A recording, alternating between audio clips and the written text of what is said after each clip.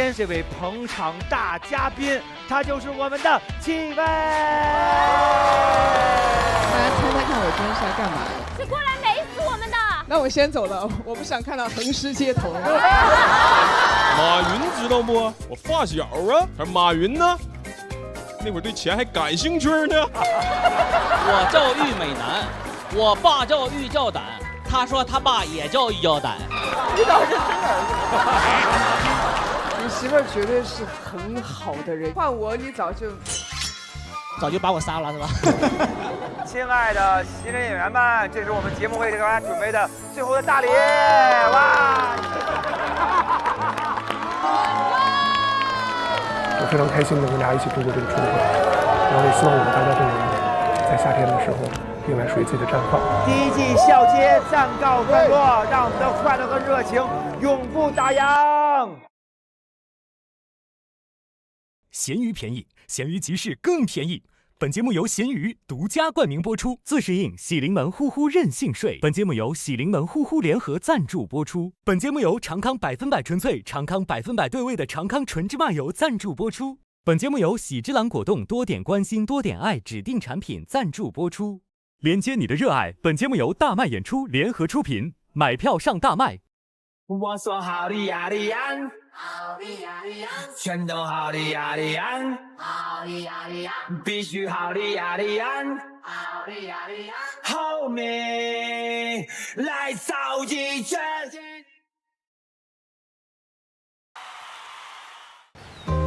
最后一期是不是要整点特殊环节留念？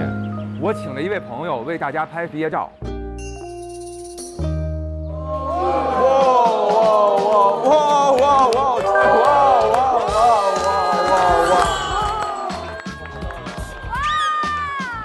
这就是我们的戚薇老师。今天是我们节目最后一期了，待会儿戚薇老师指导大家拍一组最美毕业照。哎呦！小鹿和周老板往里坐一下，然后我们小象外面坐，因为小象人很小，所以要坐在前面不显得。哦，对对对，这比例比较好。咱们试拍一张，来，3、2、1。这样有点像证件照。大家能不能有一点就是记忆点？如果你有一个很想要释放的心，你就开花开起来，让观众一下想办法让他们看见你。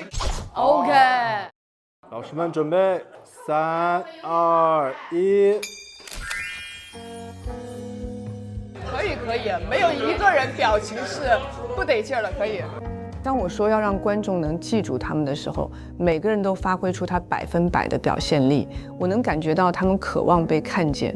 我人生中第一次穿着西装，戚薇老师领着大牌的摄影师给我们拍照，美好。我人生中永远会铭记这一刻。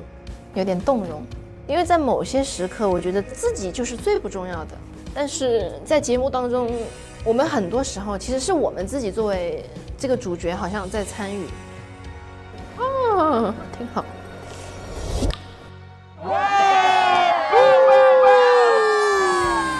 我们都是不被选择的人，既然少杰给大家一个露脸的机会，那我就要把握住。可能我们现在在坡底，但翻过山岗就会看见属于我们的风景。我们看到了演员们追梦的冲劲，也见证了他们的成长，但距离他们走上更大的舞台还差最后一步。如果整季时长的好评度能够超过70%，将解锁2026全年的大麦全国巡演。接下来呢，就是我们不好笑就录街头最后一站了。希望今天我们都有特别棒的表现，加油！今天所有的演员都会挨个把自己最棒的线下内容放在今天的节目里边。这个状态是对的。OK，Let's go！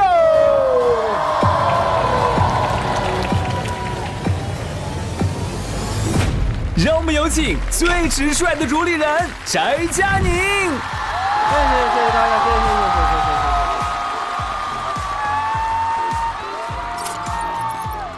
谢。有请最暖心的主理人小鹿。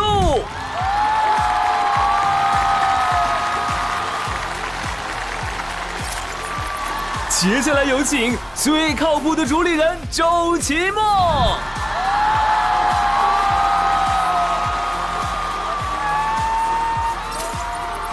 有请最热闹的主理人，欢乐氛围的制造机大张伟。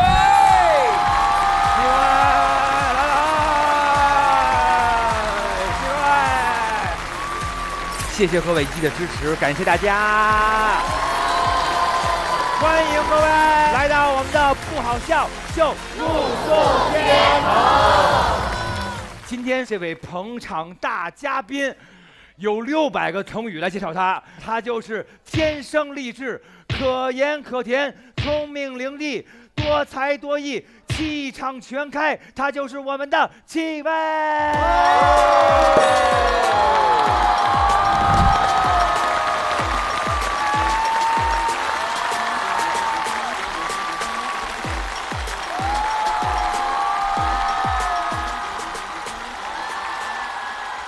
Hello， 大家好，我是戚薇。哇，你们不要听大老师瞎说啊！这个大老师每次上来真的是都要把我夸成这样，让我内心是有点喜欢。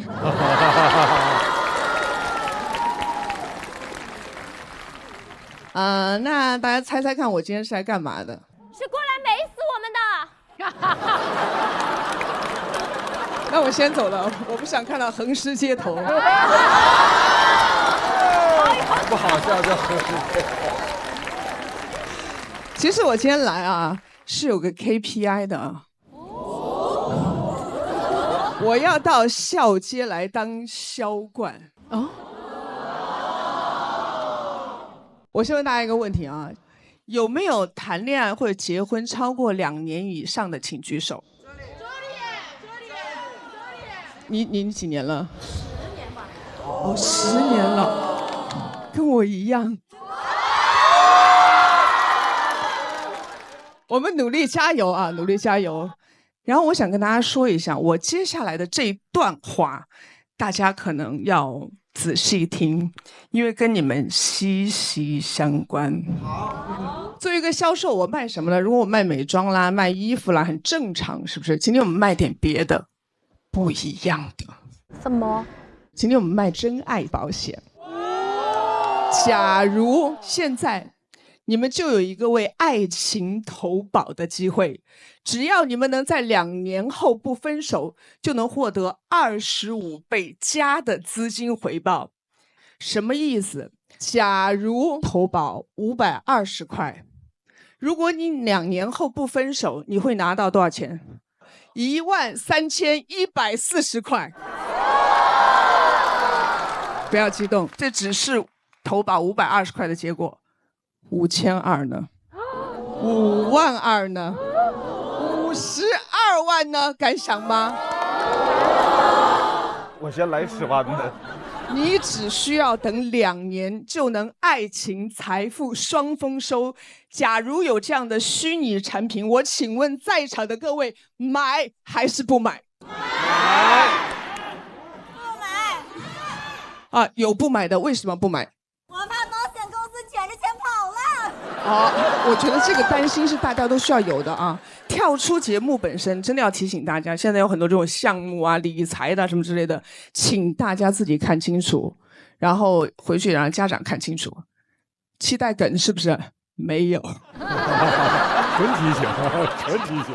这里就是一句警示，好不好？就是一句警示，大家共勉啊。除了各位，我还想让在场的一些人也可以买一买我这个保险。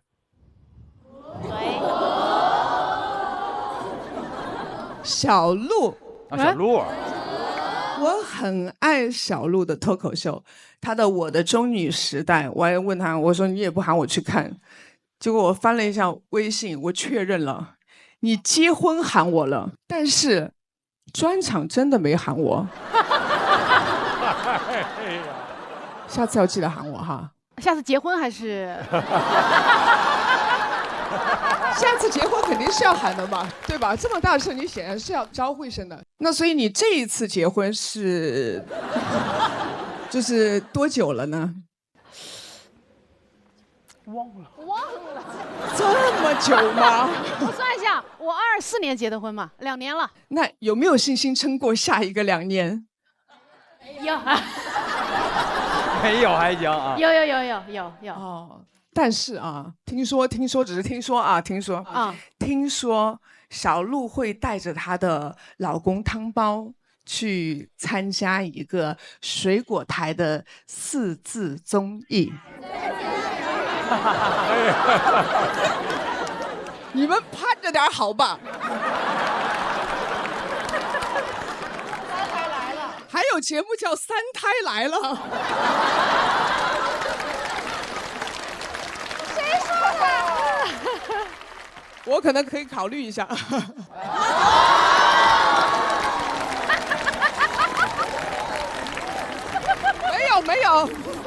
没有，不要造谣。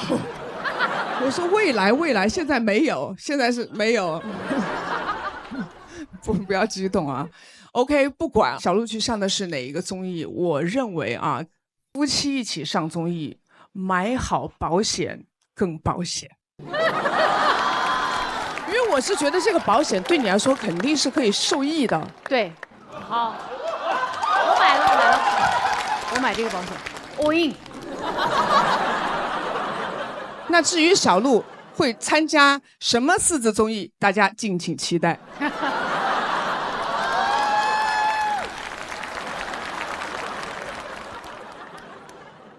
小爱宝宝。救命啊！我听节目组说了，你从来不跟美女说话，你什么意思？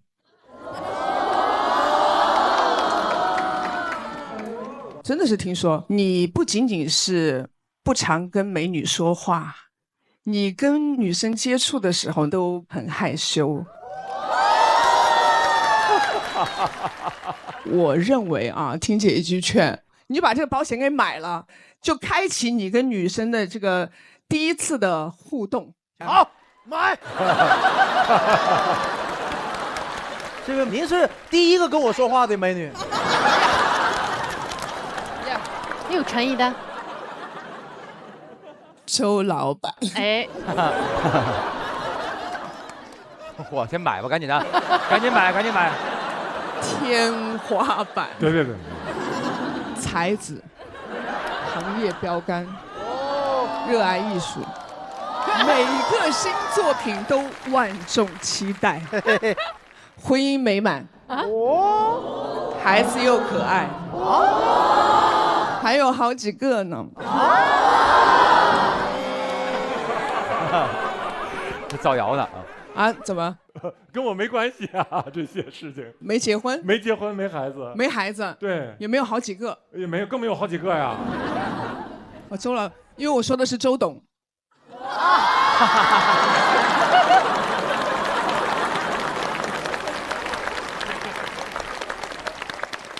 但是啊，周老板跟周董之间真的有很多的共同点。我说前面是不是你们都觉得我说的就是周老板？所以。周老板，这保险你得买呀！必须得买，买了就能成周董。是，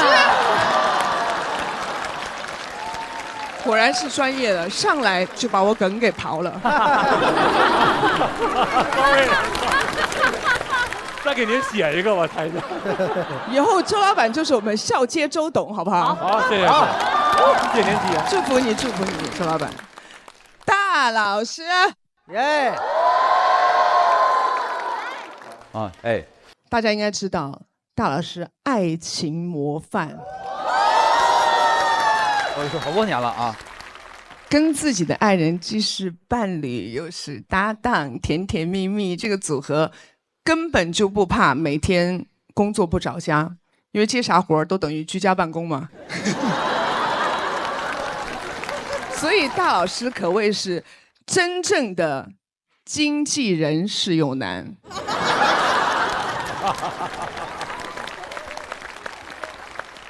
但是也不用你买了，好不好？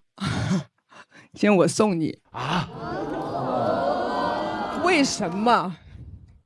因为我小时候还抱过你呢。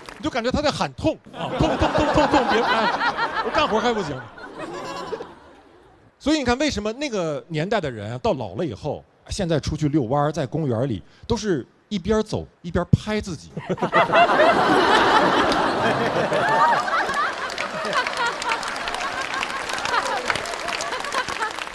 因为他在尝试修复自己，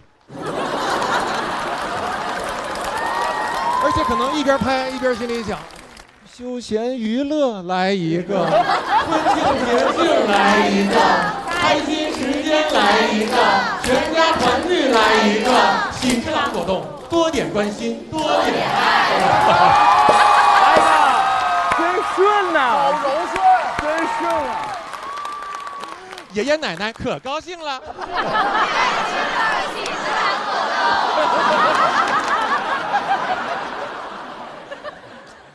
特别怀念以前的电器啊！我觉得以前的电器特别有人情味儿，因为有的时候你确实一个人你用不了，你得两个人配合。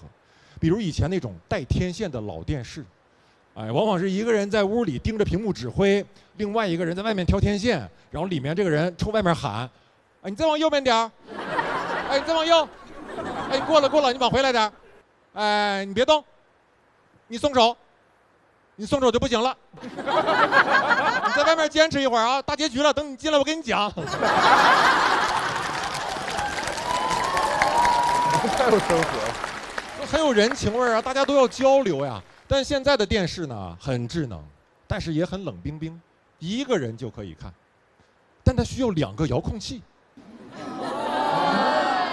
你2个遥控器在手，但你控制不了视频网站的广告。我觉得视频前的广告有点像什么？有点像给你看一样好东西之前啊，用手蒙住你的眼睛啊，说给你看样好东西啊，3、2、1，哒哒，这个节奏是 OK 的。但现在的广告有点像什么？有点像啊，给你看样好东西啊，120、119、118。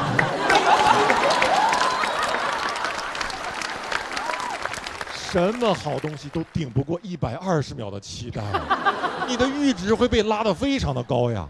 你想一下，如果一个人蒙住你的眼睛3秒钟，说有个人要见你，你中间可能会想谁呀？老同学、前任。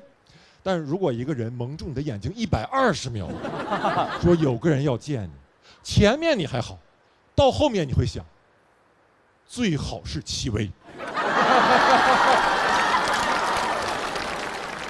最好是戚薇，还有她老公李承铉，还有50个乘风破浪的姐姐，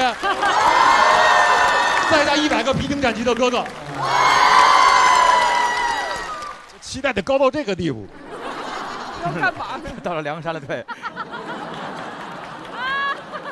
现在还有很多过去没有的健身器材，比如划船机，我用过几次，太无聊了。我发现划船机，它这个名字就很有误导性，会让你联想到湖水、蓝天、白云。买回家以后在那儿模拟划船，但没有，你真正买回家，你是面对着4面大白墙，在那儿模拟拔河。就这么拉就拔河。这个机器本来应该叫拔河机，但它这么叫它卖不出去，所以它叫划船机，而且都不是一般的拔河，是在跟一个小孩拔河。就你每赢一次还要让他一次啊，就是我赢了，你赢了，我要赢了，你要赢了。我用了2次以后，除了胳膊酸，别的地方我感觉都没有锻炼到啊，我觉得不对劲儿，然后上网一查，划船机看似胳膊发力，其实是先用腿发力，然后蹬把那个杆拉过来。我就想，怎么健身动作中到处都充满了这种看似胳膊发力，其实别的地方发力啊？你去健身房，你做一个高位下拉，看似胳膊发力，其实是背部发力啊。你做一个平板支撑，看似胳膊发力，其实核心发力。就连拳击出一拳，你看似胳膊发力，其实是脚蹬地由腰传导发力。我就想，胳膊呀胳膊。你要是不发力，你能不能别动弹啊？怎么总显着你了？我就感觉胳膊呀特别像一些公司的中层领导，哎，这策略是大脑制定的，执行呢是什么核心和大腿干的，但最后是他来到镜头前说：“看我厉害不？啊，看我厉害不？”好，谢谢大家，谢谢你们。周奇墨老师，谢谢。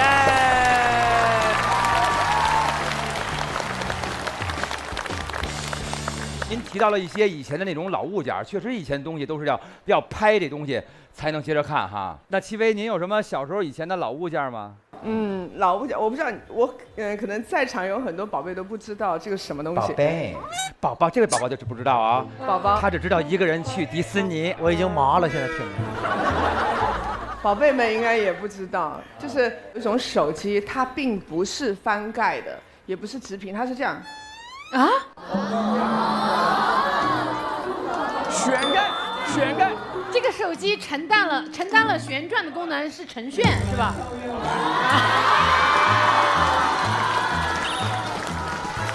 太。我挺怀念以前那种 CD 机的。哦，因为 CD 机你听歌的时候就是整张专辑那么听，哎，然后你能听到就是这个歌手或者制作人他的选曲排列的那个思路啊，然后而且关键是有好听有不好听的，在不好听的歌那个衬托下，你才能觉得有些歌好听。太对了，还有磁带，以前那个磁带就是它跟 A 面、B 面，哎，对我听磁带的时候特别有仪式感 ，A 面这么听 ，B 面的时候反正这么听。磁带不翻面，您翻面是吧？就是这么爱音乐，怎么样吧？是不是？哎，以前有很多可爱的地方，现在大家喜欢的东西也会变成以前的东西，对，是不是？都有很多值得怀念的，都是很温暖的啊。好的，那么下面就要到了我们新人演员了，看看谁能让我们都笑喷了。有请到我们第一位的就是我们的刘三变。能够参与收官之战的演出是非常幸运的事情。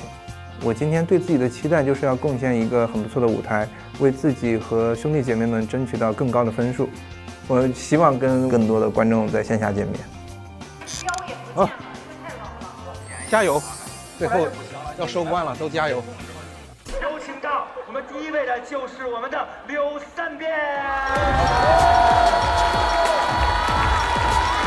哎，大家好，刘三变。我第一期聊了很多我妈催婚的事儿，对吧？大家都听了是吧？聊了很多我妈的事儿。今天最后一期了，我想聊聊我爸。我爸跟我妈不太一样，我爸不咋唠叨我，他管我的方式比较直接，就是打我。小时候我犯错，我爸在现场，我爸会直接打我。如果我爸不在现场，我妈就会说：“等你爸回来，我让你爸打你。”所以很长一段时间，我一直以为我们家庭人员的构成是我妹妹、我妈以及我妈的打手。我爸打我妈骂我，完了他俩要说打是亲骂是爱，打是亲骂是爱，这句话太污烂了。他合理化父母打骂孩子行为，对吧？这都不合理。要真的打是亲骂是爱，孩子攀比谁的家长好，也不用比书包面文具零食了，都脱光了比伤势不就完了吗？哎，你看我这左一块右一块青一块红一块，这都是我爸对我的爱。我爸对我的爱360度无死角。我昨天我胳膊都脱臼了。你还说你爸爱你，你食道没有几道伤吗？你晚上回家让你爸再爱你一回吧。现在想想，幸亏我爸在我小时候不是那么爱我。我爸在我的生活里面存在感不高，如果他存在感太高的话，我现在可能就不存在了。我们总说父爱无声，父爱无，我们太爱一厢情愿的歌颂父爱了，什么都没做还父爱无声。小时候写作文还有个经典桥段，父亲教我们骑自行车，手在后面扶着，扶着扶着手就松开了，有的时候还是下坡。我们总说父亲要锻炼我们勇敢，要锻炼我们，我觉得这里面肯定有那么几个父亲就是故意的。他想打孩子，但是觉得直接上手打不好，跟那些粗鲁父亲一样。想要营造一个好父亲形象怎么办？就伙同自行车一起转。回家一摸电视机热的，走儿子，学自行车去。考试没及格，走儿子，学自行车去。偷家里钱被发现了，走儿子，学摩托车去。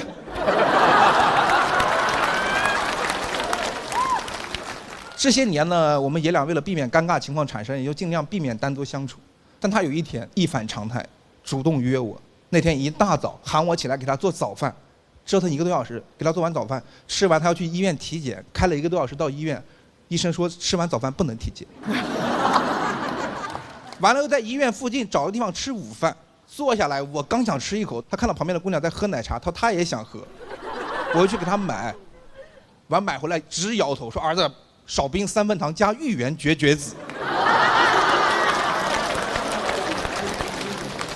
我说你这些玩意儿都什么乱七八糟，你都听谁说？他说刚才那个集美跟我说的。下午他跟朋友打麻将，让我坐在旁边，赢钱他自己装起来，输钱让我给。赢钱他装起来，输钱我给。那场麻将的结局非常神奇，4个人打麻将，最后4个人赢钱。散牌算完账，几个人都傻了，说都没输吗？那钱呢？到底谁输了呢？还谁？看牌的输了呗。付费观看了。还有个叔叔注意到了，小柳待一起码很无聊吧？我说不无聊，参与感很强。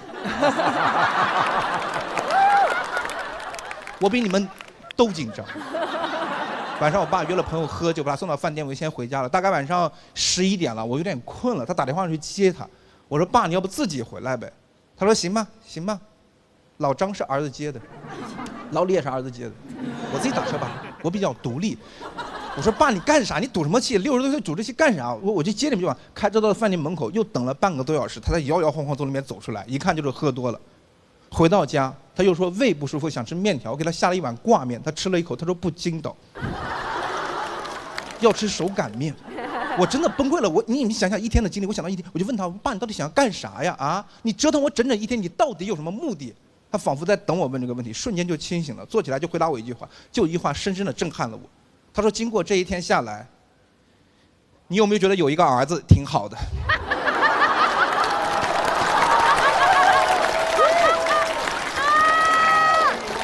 我从来没想到会活成别人催婚的帮凶。我配合他演了一整天。我妈呀，那些催婚的招太低级了。我妈只会打直球。我妈之前在我相亲这个事情上做过一个突破。我妈给我介绍过一个离异带孩子的。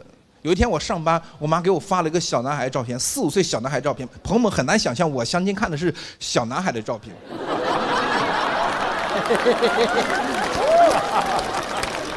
他还问我好看，我也不知道怎么回答，我就如实说，我说还挺好看的，谁家的呀？他说你要努力的话，以后就是咱家的。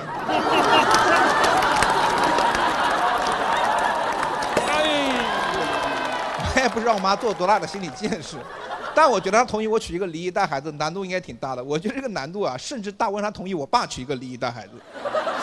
不是，当然我对离婚没有任何成见，这个年代离婚很正常是吧？离婚没有任何成见。我跟那姑娘我们接触了一段时间。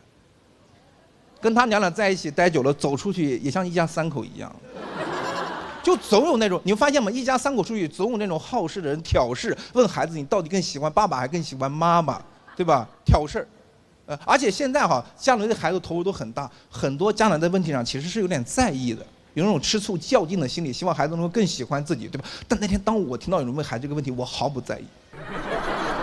问问题都傻了，从来没见过这么洒脱的爸爸，好像这个问题跟他没关系一样。那可不跟我没关系呢，对吧？跟我有啥关系，对吧？但没想到最后真的跟我有关系，因为小朋友看了看我，看了他妈，想了想，他说我最喜欢叔叔。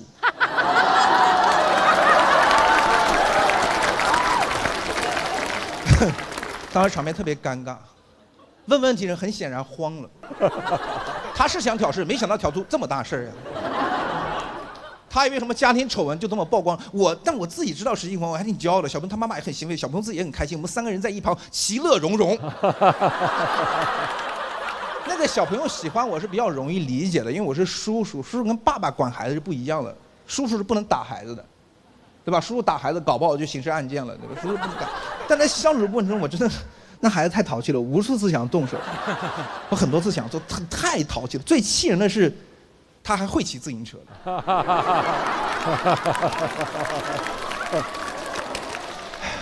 气死我了啊！当然，我最后还跟姑娘分开了啊。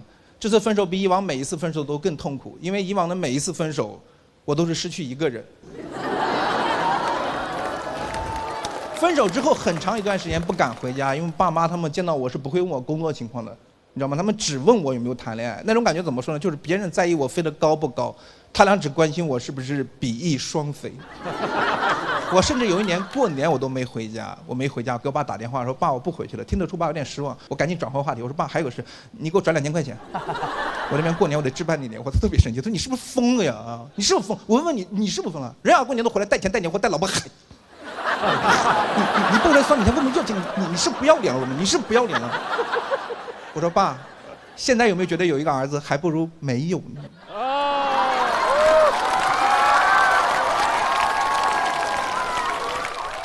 当然了，我不能让老爷子伤心嘛，对吧？我最后还解释了一下，我说爸，那个其实有孩子还挺好的，有孩子挺好的，没有孩子你怎么知道什么叫虎父无犬子？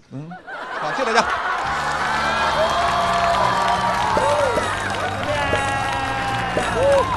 刘三变，棒棒的 ，yes。哎，三变，咱们这是第几次在这个舞台上演了？第5次。第5次了，哇！刘三变这回来着了，这戚薇在 fashion 界是非常著名的。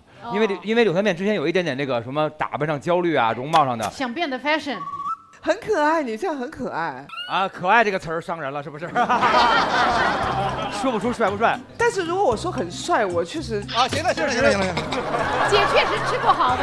对。哎，如果给他一个建议，怎么能让他更加的能帅气一点？平时我觉得发型。今天这发型还不行是吗？可以，他这个植发很成功了，以前是个秃子啊。头套一薅就下来，您觉得应该怎么样的？因为我很喜欢那种胖胖圆圆，还是小汤圆那种感觉。越问缺点越多，你再往下看看，腿还短呢。我觉得真的，如果你烫卷呢？这已经烫过的啊？不是，我是说看得出来那种方便面卷。变成一个稍微爆炸一点，更可爱哦。但是我说实话，我想走帅的路线。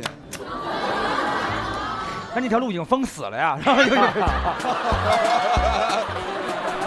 因为刚刚三面讲到他爸他妈都催过他结婚什么的，你觉得如果将来你小孩长大了，你会做那种催婚的父母吗？我绝对不催，一定要让他看清楚婚姻这件事的目的是什么。哎。如果当你找到这个人，你们不会让你觉得婚姻比恋爱更好的话，我觉得不一定非要走进婚姻，那只是一个形式感的东西。是。所以我是觉得，如果说你们考虑清楚，这个人真的是你很爱的人，那你去跟他奔赴一场婚姻，我觉得是一个很酷的事情。是的。就因为我跟炫哥结婚的时候，我们就在说，就如果婚姻是爱情的坟墓，我们一起，你有没有赴死的决心？但是如果你想要依靠婚姻本身给你搭建起来任何堡垒或之类的，我认为靠你自己更靠谱，在任何一个阶段。对，有道理，这个话太对了。真正的那个堡垒就是自己，对，自个儿坚强就是那座墙，就是了不起啊。也想问问坚强的堡垒宅子，哎，你父母会给你这种婚恋的压力吗？他们催就是硬拐到那儿。硬拐着，就比如说前几天我给我爸那个发微信，我说爸，你把你电话号码给我，完了给你绑一个套餐，咱们俩共享199G 流量。他说好的儿子，然后就给我把电话号码发过来之后，但是儿子30多了也要找个对象了，完全不挨着，就硬催。安排过相亲吗？安排过，我欣然去啊，我跟人女生辩论了3个多小时啊。辩论什么呀？比如说，就是我跟他第一次见面，哎，然后我说我是脱口秀演员，哎，然后他也看脱口秀，他就说那个我认为文本重要，我说我认为呈现重要，我就好好跟他掰着。你跟鸟约会？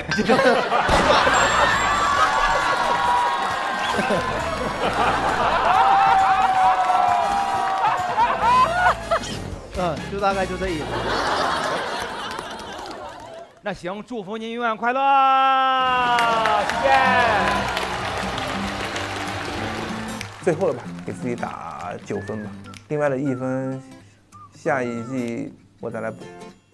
刘三变这些回的演出都让我觉得坚持很值得啊，因为他就是喜欢这个从微博上去写笑话开始，然后到现在能做这些脱口秀的整场演出，肯定是能越来越棒。希望以后能独挑一片天地。下面这一位呢，又是一位父亲，他是2个孩子的爸爸，他叫做楚哥来啦。你这次录制的状态还蛮不错的，特别好啊，对啊，很棒，每一次都很好。接不住。上一次表演确实有一些遗憾在，因为鲍勃在前面太炸了，搞得我心里压力很大，然后导致讲的时候有一点点失节奏了。今天最后一期了，这一场段子我是很喜欢的一套段子，足够好笑，所以上台之前也是最自信的、最松弛的一场。这一次我会火力全开，不给自己留遗憾。他是2个孩子的爸爸，他叫做楚哥来啦。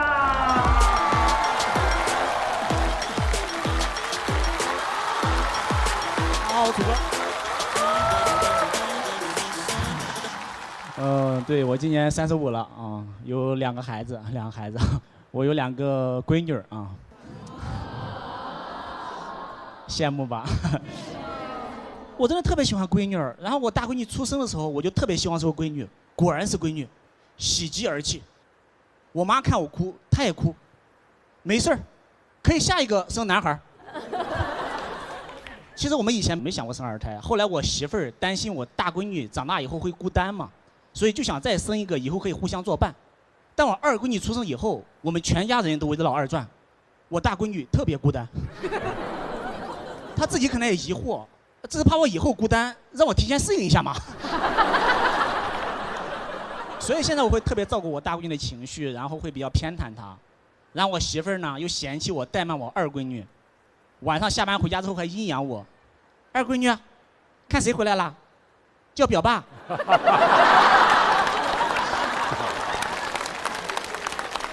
不过说实话，其实我陪孩子挺多的。我只要没有事儿的时候，我都会陪孩子在小区里玩。但小区里确实有很多让我很头疼的东西。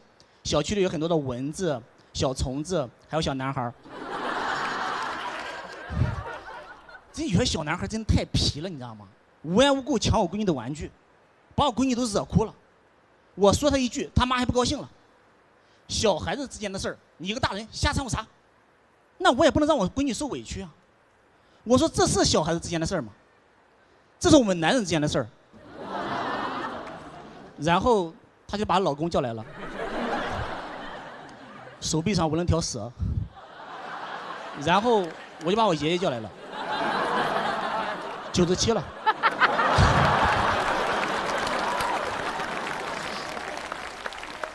我一个山东大老爷们儿，我肯定不是怕他，我只是从小就怕蛇。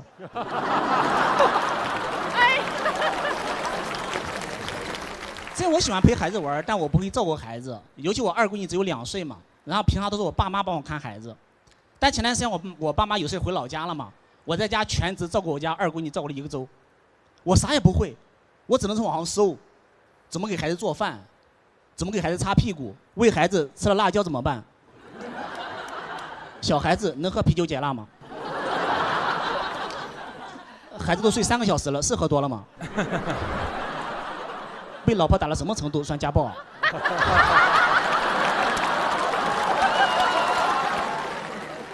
只有我媳妇儿对我各种不放心，一天10几个电话。我给我闺女下了面条嘛，一直问我吃了多少呀，吃了多少呀？我说吃了1升。她说吃进去多少？那我哪知道呀？我只能把她身上的面条全都扒拉到碗里。你们可能想不到，比1碗多。哦。面条发了。这他一直问我拉了多少，拉了多少。我说拉了我1升。他说拉的量有多少？我说这我就不能扒拉了。小魔仙。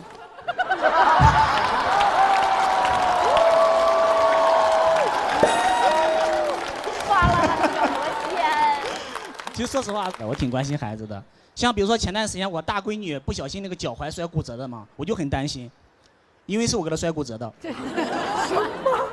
这我可以解释，我大闺女7岁，2闺女2岁，然后我周天不在家没事干嘛，无聊嘛，我就在家扔我2闺女玩。是她要玩啊。其实本来玩得很好，因为她很小嘛，只有2岁，她扔上去很好接嘛。但我大闺女看到了说真刺激，我也要玩。我媳妇在旁边说这有什么刺激的，扔上去不接更刺激。我以为这是个建议。我是在卧室扔的，我把它扔上去，自由落体，下来就说脚踝疼。我说没事儿，爸爸给你活动活动。一活动就哭了。只有我媳妇在那客厅听到了，问怎么回事。我当时脑子都不知道在想啥，我看一下表，下午1点，我说可能是困了吧，给我睡了。结果闺女哭着被我哄睡着了，醒了之后脚就肿了，当时给我吓坏了，我媳妇知道得杀了我。结果我在那努力想理由呢，我闺女问我，爸爸，你不带我去医院吗？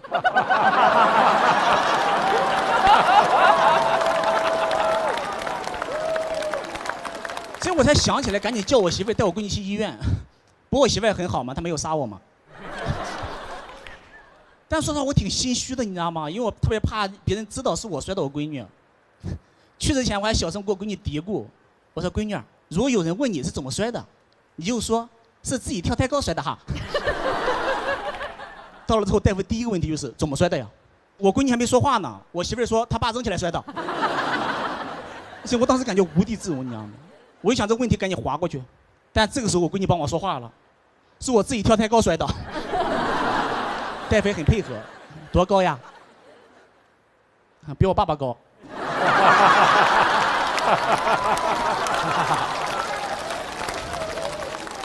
不能大夫简单的检查了一下嘛，说应该没什么问题，应该就是扭着了，不要活动就行。我问他，我说如果已经活动完了呢？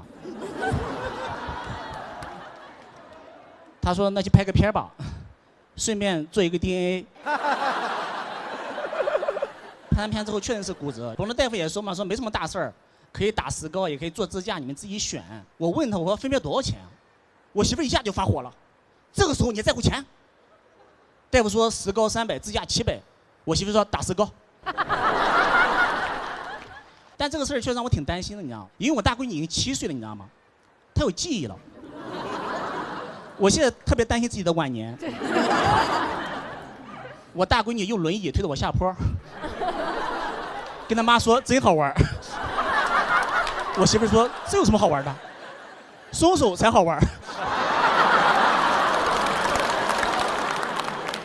我晕倒在坡的下面，路人问这老头怎么了呀？我闺女说可能是困了吧，该午睡了。谢谢大家，我楚哥。楚哥棒棒哒！谢谢。我们齐薇第一回看，觉得楚哥是不是爆笑？很好，但是呢，你的婚姻还好吗？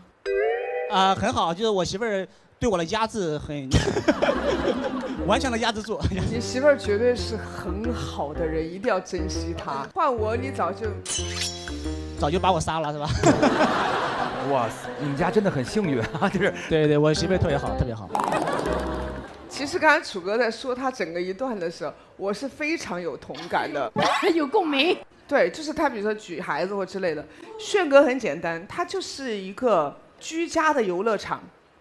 他不是只有像楚哥说相声这样丢，他每次丢我都害怕，要想去接，但他很夸张，他可以借助我们家所有的东西玩他的娱乐项目。就比如说我们家有那个懒人沙发，大大的那种。7也是做进去，那个 Lucky 小时候也是往那里头做，就是把它塞在那个里头，然后他拿起来这样甩。然后还有呢，就是小男孩嘛，很喜欢变形金刚之类的，他就会跪在那边，然后让他在肩膀上面，他就哇棒刨冰。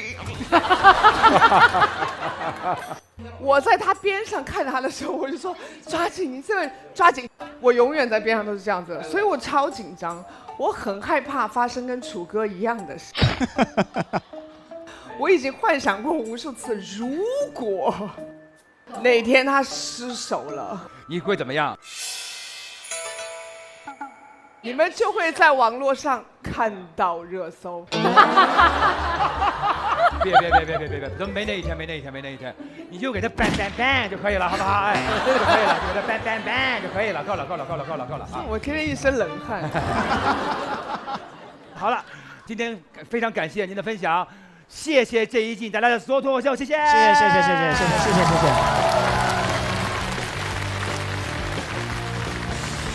楚哥的表演啊，其实他这个题材是有点冒险的，但是呢，他把这个题材处理得很好，整个人表达出来的都是对于女儿的满满的爱。我作为一个其实不是太称职的爸爸，会有一些不靠谱的表现，但我觉得我两个闺女确实是给我的人生带来了极大的改变。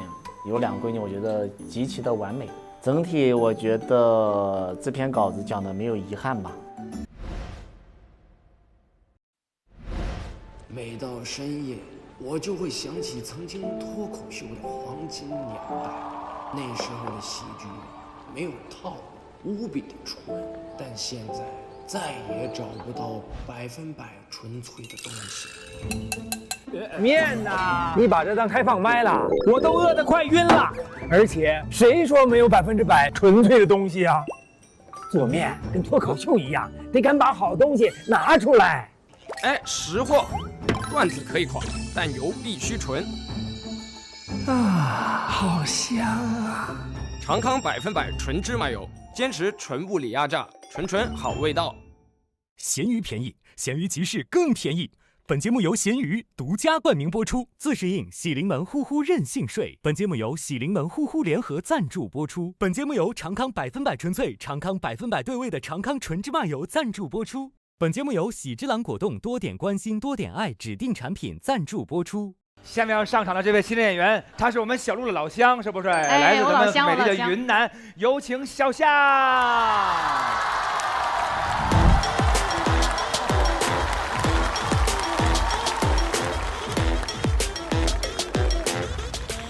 大家好，我是来自云南的小象，大象的象。大家可以先猜一下我的年龄啊，15，不要再往下猜了好吗？我自己说一下，我今年34岁啊。大家不用惊讶，你们应该有机会活到这个年纪的。不说的话，应该能看出来是个女生吧？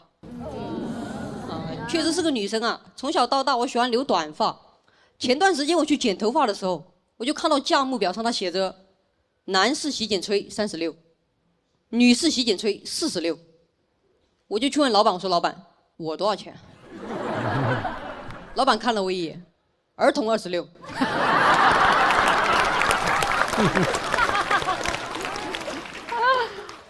我是出生在云南的一个边境的小县城，县城很小，发展比较缓慢。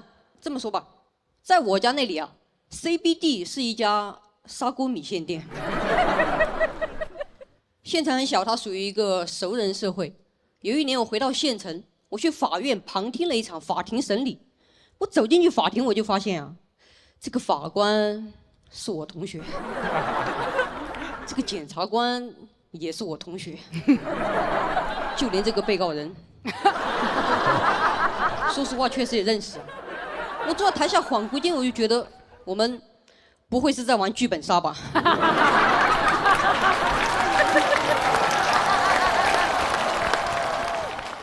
县城很小，以前呢教育资源不是特别好。我记得很清楚啊，高3的时候，在一节历史课上，有同学提问说，赤壁之战为什么影响深远？我的历史老师不慌不忙，因为赤壁之战有着深远的影响。谜底就在谜面上啊。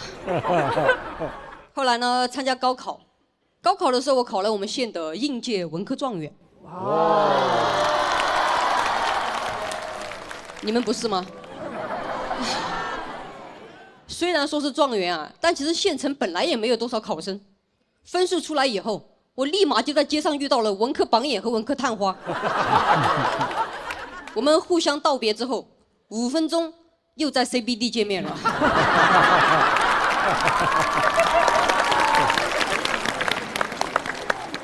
大家都知道啊，状元、榜眼和探花合称为1甲。但是我们3个人到现在普通话都还没过2甲。不知道大家选专业的时候是怎么选的？我选专业的时候，家人给不出什么特别好的建议，就让我自己选。我就去书店翻书查，还真让我找到一本非常权威的书《12星座大全》。我就看我的星座对应的职业，天秤座，律师。我觉得这个职业不错，我就这样选了法学专业。找不到工作的。读书的时候呢，有同学就来问我，他说：“哎，你为什么选法学专业啊？”我总不能跟他说我信星座吧？我就说：“哦，家里有点这方面的关系。”其实法学呢是一个非常卷，也不太好找工作的一个专业。我有同学意识到这个问题啊，大一结束他就选择从法学转到了考古学，这都不是从一个坑跳到另一个坑啊，这从坑里直接跳到坟里去了。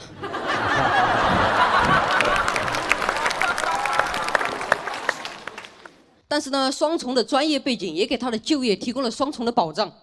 学考古和学法能够做什么呢？他现在在朋友圈卖古法红糖。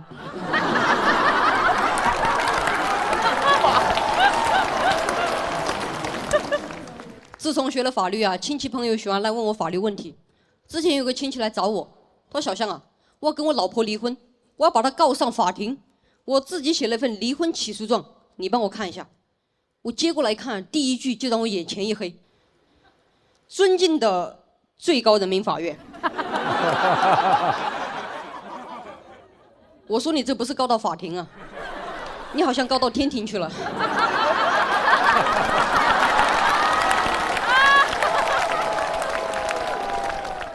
他问我什么意思，我就给他解释。我说：“你这个事情啊，最高人民法院肯定是管不着的。”听到这里他就急了，他法院敢不管？我先把法院告到法院。我说：“那你还告你老婆吗？”他说：“儿女私情先放一边。”我是在东北读的书，其实在外地读书啊，多少就会觉得外地人对云南人会有一些刻板印象。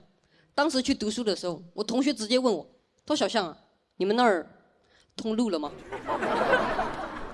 我说：“通了，通了，不通路，骑大象也不太方便的呀。”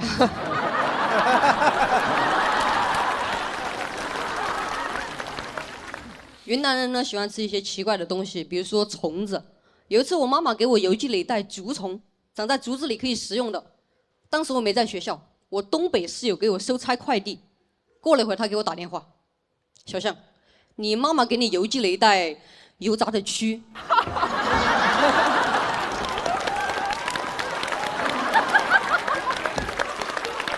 真的，他被吓死的很好了。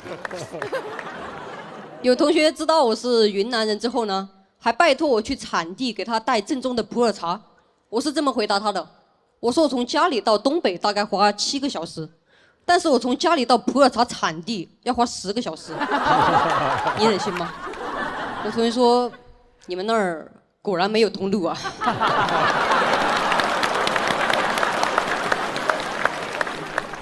在东北生活的时候，我经常很容易被认出来是一个南方人，倒也不是因为我长得矮小，毕竟东北还是有小孩子的。有一次去坐车啊，一上车司机就问：“是大学生吗？”我说：“嗯。”“南方哪里的呀？”我觉得很神奇啊，问他怎么知道。司机特别傲娇：“在我们这嘎呀，不说嗯，只说嗯呐。”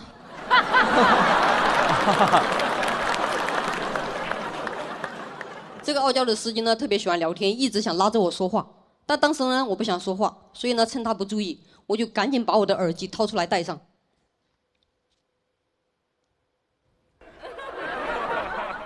我猜他知道我的意思了，但毫不受影响，继续跟我说。实在没办法，我就指了一下耳机。这一下他终于明白了，然后用了比之前大1倍的声音跟我说话。他不会觉得刚才我是带了一个助听器吧？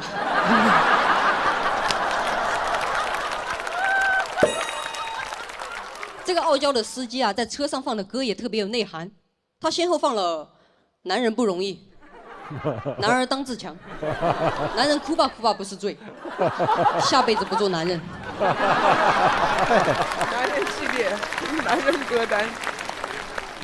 我就感觉他就载我一程，我直接听完他的一生。他放歌也就算了，他自己还要跟着唱，他唱到动情的地方，他还哽咽了。我坐在旁边，我总感觉我就像是那个辜负了他的女人生的那个小孩。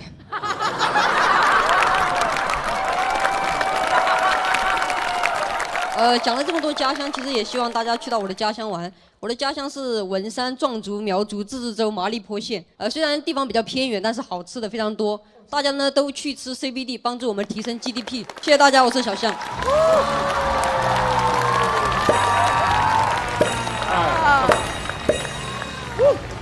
厉害厉害，非常的棒。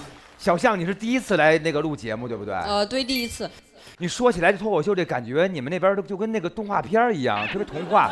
说小鹿啊去看了小象讲脱口秀，小象有同事很喜欢小鹿这个前辈，对不对？真的很喜欢小鹿。哎，来，哎，介绍一下你们这个。小象就是云南老乡，然后呢是一个法学的博士。正规学历。对。他还兼职好几份工作，大学老师、法律兼职律师、兼职脱口秀。哎呦喂！所以小象是为什么会来说脱口秀呢？老师和律师的话其实比较严肃，但是我最喜欢的还是脱口秀的一个反应。我明白。所以你上课的时候不会找梗，是不是？上课的时候也会讲一些冷笑话。啊，那律师呢也不会，只会找证据，不会找梗，是吧？律师的话最好还是不要讲冷笑话了，没有人会笑。对，太有意思了，有点遗憾，啊！最后一集了才看见您这么精彩演出。咱们节目必须有第2季，为了你。对，多展示2段，好不好？好，加入第2季。这么有能力，帮我们招商下一季，好不好？对。小象，谢谢您，来吧，可以休息一下啦。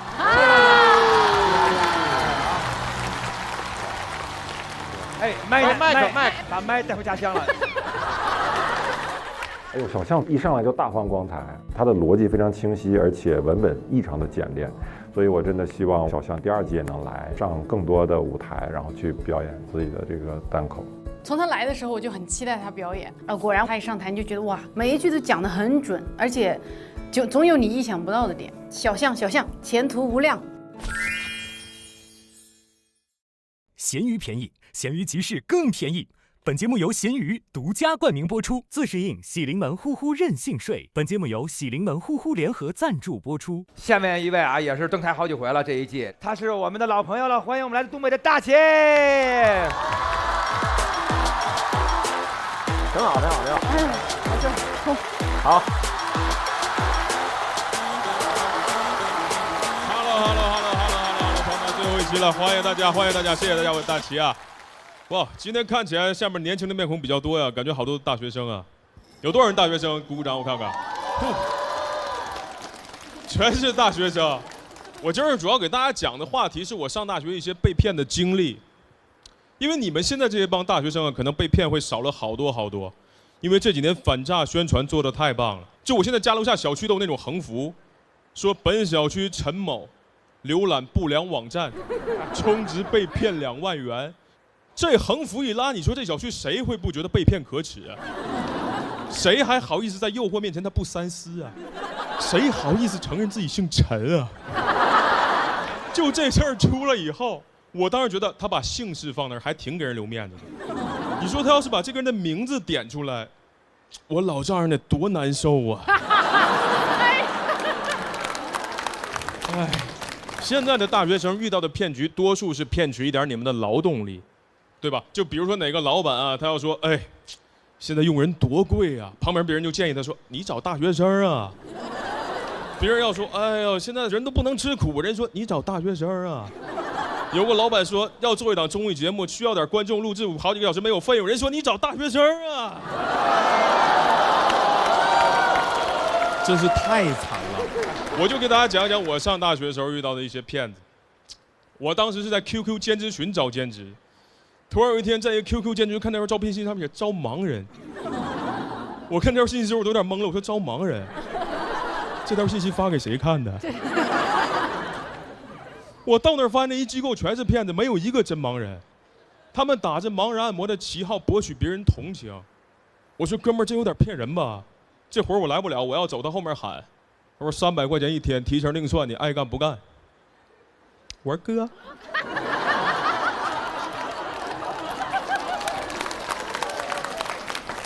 出口我怎么看不着了，哥？他说你小子行啊，你见钱眼瞎呀你。来一个，给我上岗培训，告诉我很简单，让我给别人按摩的时候记住3句话就行。说你给别人按摩的时候，你站那儿，你说硬啊哥，哎太硬了大哥，大哥你腰不好，你这个腰是我按摩这10来年遇到过最硬的。让我骗人说身体不好，让什么加时长买药油骗人家消费嘛。培训1天，第2天让我上岗，我一小孩大学生站那人按摩，我往那一站，我说硬啊哥，太硬了大哥，大哥你这腰是我按摩的。我话都没说，人给我打断说小伙你等会儿，我都没上去呢，摁的是床。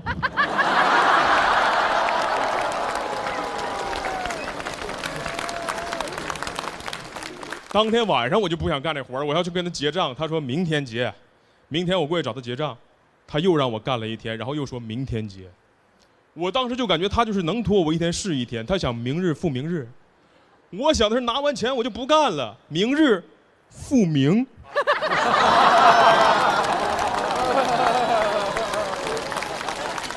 我就在那块干了1周，这1周我就遇到了好多奇怪客人，就比如有那种特别爱占便宜的，他到这儿他说他是某点评的V7，说给你写个好评。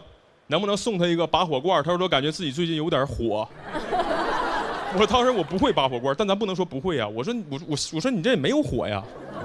我心里想的不是这样的，我心里想别说你是一个V7，你就是7V来了。7V 确实有点火。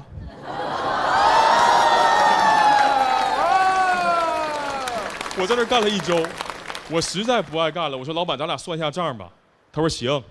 你还欠我900，我说什么？他说你工资2100，但是你培训费3000。我说老板，你培训啥了？你为啥这么对我，这么坑我呀？他说小伙，我看明白了，你是不是想出去单干？我说我上哪儿了？他说你这种人我见多了，偷完师自立门户，你必须得给我再干3天，要不然我上学校闹你去，闹到学校有点太丢人了。我就又给他干了3天，我那3天满脑子都是海伦凯勒。假如给我3天光明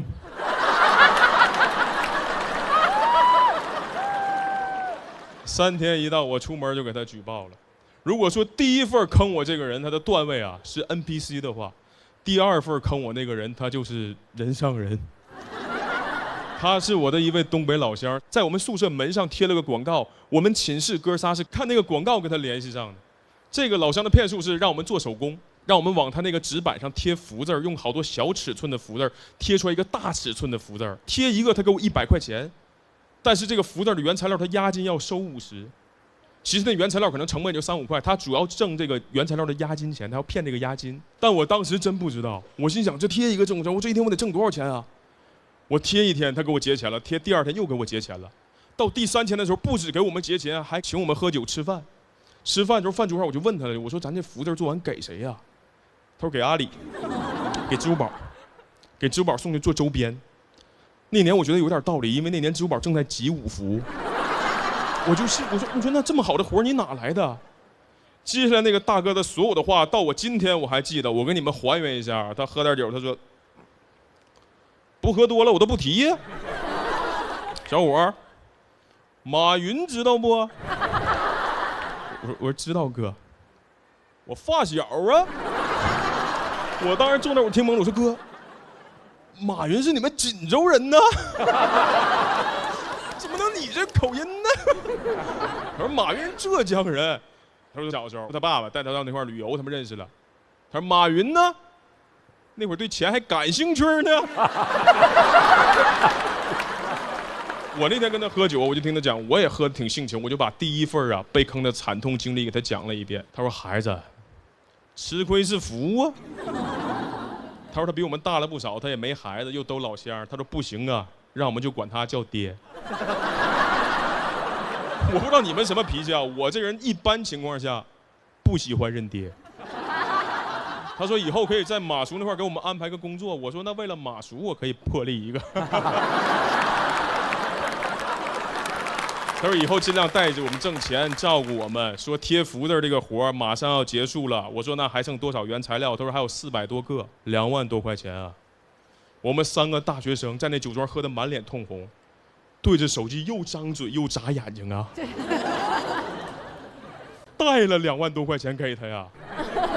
拿了400多个福袋原材料，我们回宿舍贴了1周，贴了400多个小时，人均干了150个小时左右。我们3个那一周就是我们那个宿舍的贴福 boys。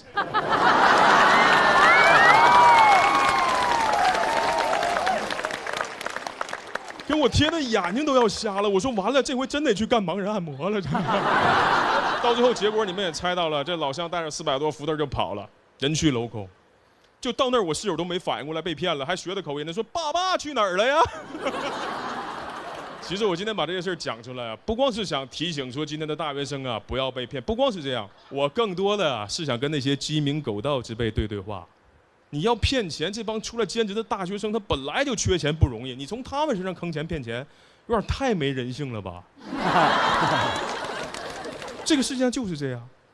有些人你明明已经很富有了，你很有钱，你是一个很成功的企业家了，怎么现在就想抢别人家石油呢？谢谢了，拜拜。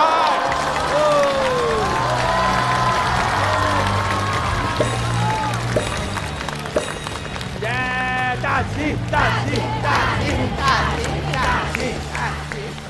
大齐太棒了！从第1集开始就让我们观众超级喜欢，我们也特别喜欢。真的，大齐一上来就很有亲切感。对，大齐。而且因为我来之前看过你的表演，谢谢。你不是眼睛要一直眨，一遍，对，这好难。眨眼睛不难吧？我觉得只要是一个有眼睛的都可以眨。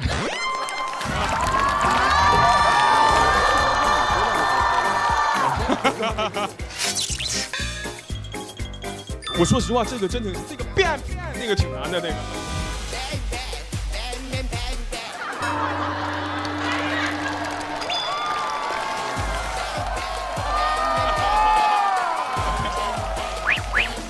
这不难，这有手就会，有手就会。你大学的时候为什么体验了这么多兼职？上大学那会儿，主要是想体验一下自食其力的感觉，所以才兼职一下试试，能不能在这个社会上存活下去。有这个好奇心，就被骗了嘛。大齐除了说被骗，他自个儿干了3个这个俱乐部了，全倒了。我不说他是倒了，我之前说过，他叫更新。更新哦，对，更新了，更新了，得这么安慰自己啊。戚薇老师，之前想过什么兼职的事儿吗？打工啊或之类的，好像没有。我就是在，大学还有半年要毕业的时候去参加了《我行我秀》。那不干成主业了吗？这一下就。但是我当时没有这样想嘛。当时我和我当时的男朋友一起打印资料，报名了海选。哦。然后我会觉得，可能他中的几率比我更大。对，然后我们俩就一起参加海选。如果你进入杭州赛区多少个，你就可以去上海，相当于。然后晚上7点钟你会接到电话，如果7点钟没有接到电话，就说明你被淘汰了。当时7点钟，我跟我男朋友面对面坐着吃饭，我当时就想好，我想说没关系，他去就去好了。然后呢，结果7点钟。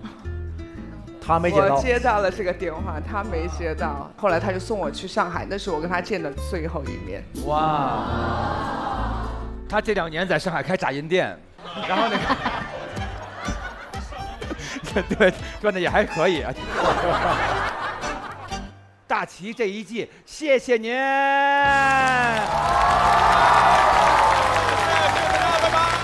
谢您的精彩表演。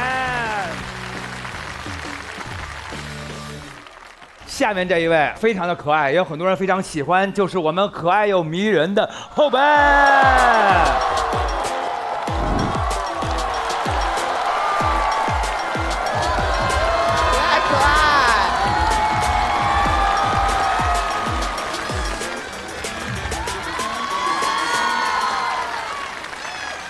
大家好，我是后辈 ，I come from 四川南部县。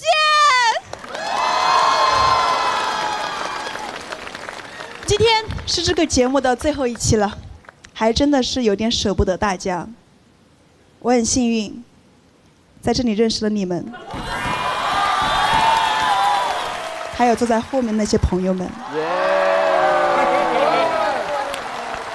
最重要的是，认识了这个节目的投资人。凭我的表现，相信下一个节目的邀约应该会多得我选不过来吧。没错，我可会社交了，尤其是向上社交。我18岁的时候勤工俭学，在四川老家一个冒菜馆子里面打工。年纪轻轻的我，为了成为老板的心腹，其他临时工都是按点下班，我是按着老板不让他下班。我让老板留下来陪我一起削土豆，我就是最早的南方小土豆。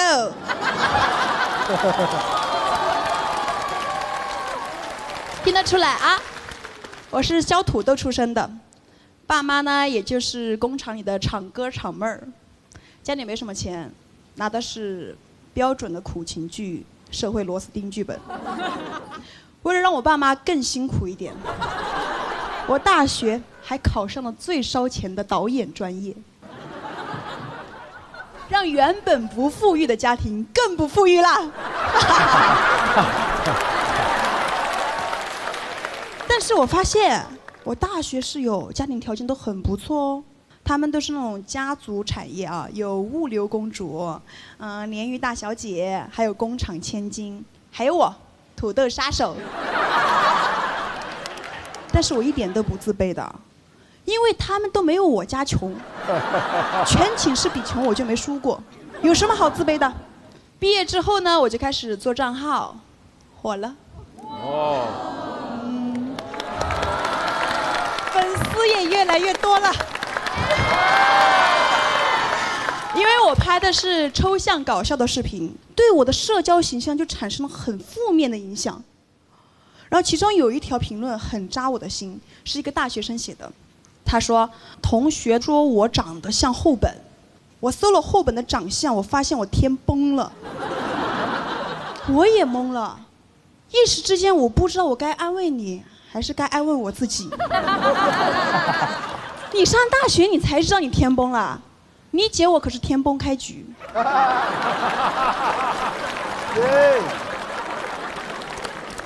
这种评论呢，我一点都不在乎。那么为了提高我的荧幕形象哈，我就开始跟一些漂亮的男生女生玩。我没想到他们不仅漂亮，还很年轻。为了融入他们，我晚上蹦迪，早上回家。我是一个熬不了夜的人，我就硬熬。没办法，这种局你要是连续3次都不去的话，直接被开除。在被警告了2次之后，我主动退出颜值圈了。因为我头发真的顶不住了，我怕我还没出道，我就要先出家了。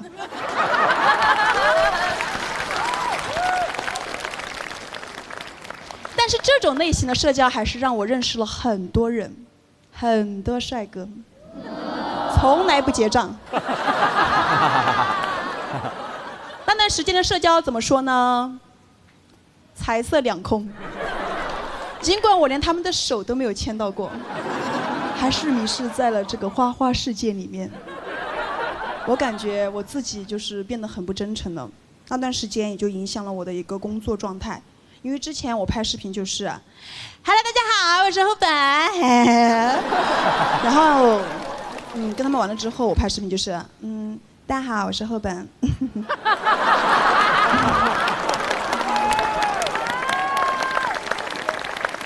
然后我的摄影师，我的搭档小翠儿就看不下去了，语重心长地跟我说：“厚本，拍美女我另有人选，请记住，你的美丽源自于你的幽默。”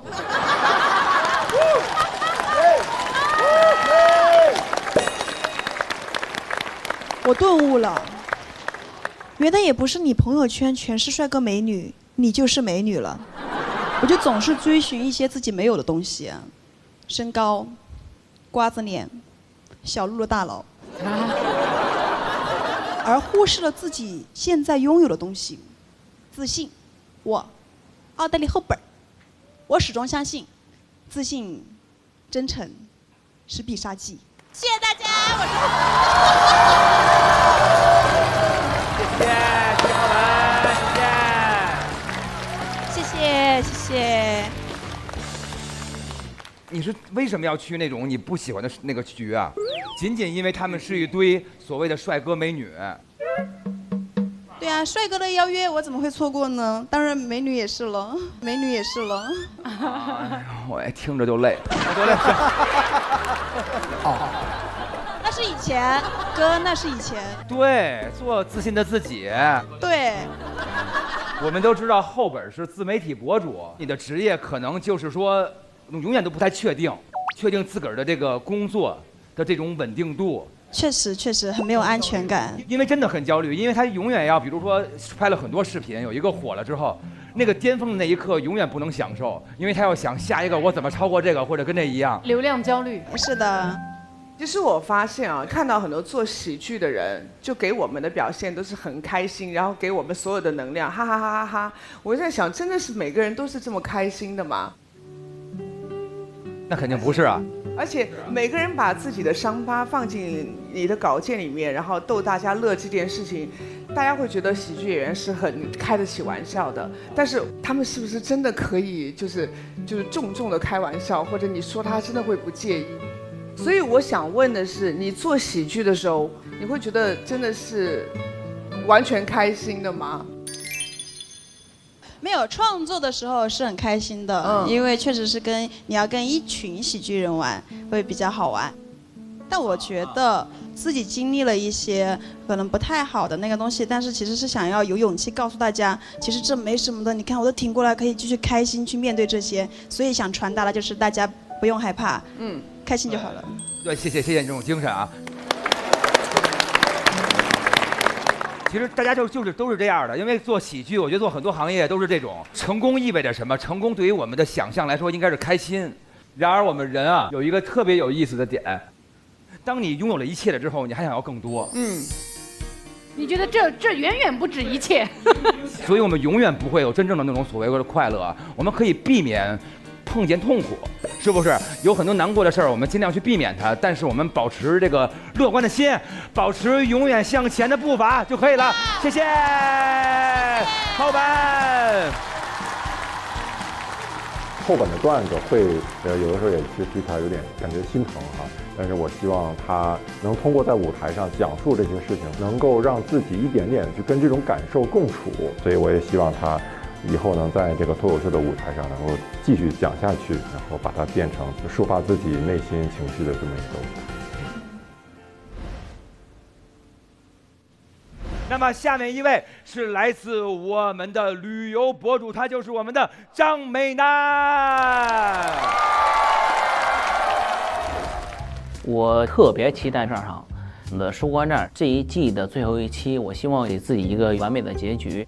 今天能够上的都是战士，我是张美楠，跳而不骄，火而不躁。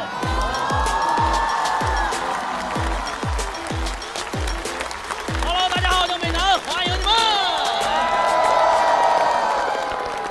前一阵子去那个上海迪士尼玩一个项目叫飞越地平线，5地看世界名胜风景。看到一片这个彩色清澈大海的时候，我旁边那个女生问她男朋友说：“这是哪呀？”她男朋友特别自信说：“三亚。”我实在没有忍住啊，我说这是斐济。她男朋友可能觉得自己特别没有面子，跟我对峙，说三亚在哪儿？我说海南。他说是海南大还是斐济大？我说海南大。他说那不就得了？我说哎，怎么输了呢？那不就得了，就代表我输了。输哪儿了不知道。我觉得这个太好用了，以后谁再问我说你觉得你好笑吗？我说你觉得周奇墨好笑吗？他说好笑。我说那不就得了。得了，这个好，学会了。我其实平时出门挺自信的。我有一次去这个云南西双版纳旅游，参加那个泼水节，知道吧？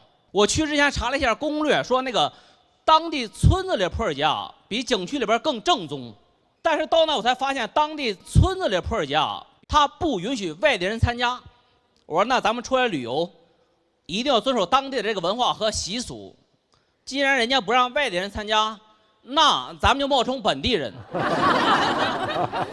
咱们穿几套当地的衣服混进去不也可以了吗？是吧？但是显然我没有搞清楚啊，什么样的是傣族人，什么样的是泰国人。当地人穿的那个衣服特别简单，特别朴素。我也不知道为什么我们租的衣服啊，就那个姑娘穿金戴银，头上会顶大金字塔。我穿上金字塔就去了。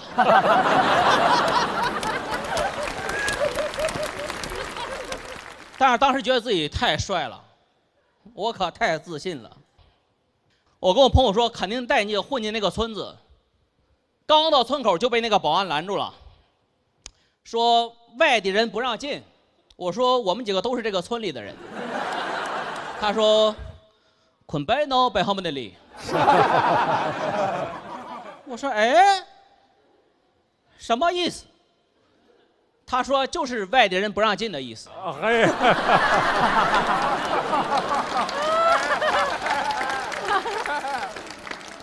我想狡辩一下，我说你去看一下我们这个穿着，一看就是本地人。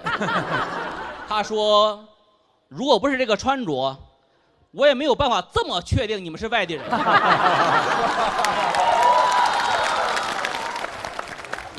后来他问我说你叫什么呀？我说我叫张美男。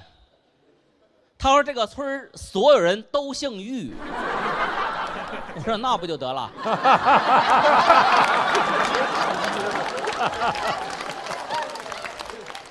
所以我不是这个村子的。我能进去吗？他说捆白脑不好么的里。我说 You are welcome。进不去。但人呢，在做坏事上不知疲倦。我看到一个攻略上说，你穿过村子旁边一个小树林，翻过一个围墙，到一个农民家里，跟那个农民说放我出去，也能进入那个村子。我就带着我的朋友，你知道吗？穿过一个小树林，翻过围墙，掉人猪圈里了。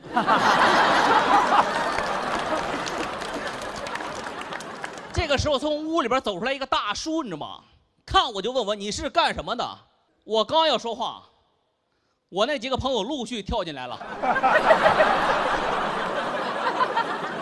我就觉得大叔肯定误会了，我赶紧跟人解释，我说大叔你好，我叫玉美男。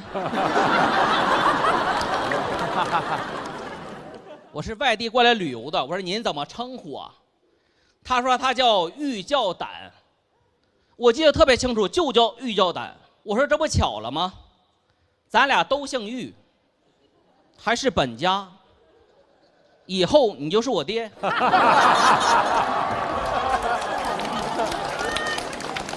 大叔说你也不用这么客气啊。他说你们可以进村玩一会儿，来一趟也不容易，但是一定要保持低调，别太张扬。我说好嘞。进村之后也真的想保持低调，但是那个衣服也真的不允许，太扎眼了。我们几个一进村好像去自首了一样，所有人看我们看脏东西一样，你知道吗？那个村民经过我们的时候都在那说捆白脑，捆白脑。我说你给我站住，我们不是外地人。他说你怎么知道那个捆白脑是外地人的意思？我说因为捆白脑摆好么定理。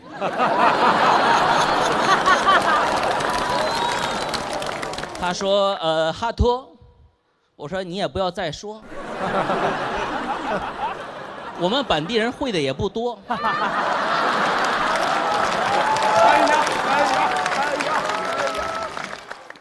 其实原来没有什么问题，是怎么被发现的呢？因为那个村子当天啊，有一个外地的考察团也去了。那个考察团一进村啊，把我当成本地人了。他过来问我说：“小伙子，你们这个村子大约有多少人口啊？我说有多少人口我确实不清楚，但是你给我记住了，这个村子所有人都姓玉。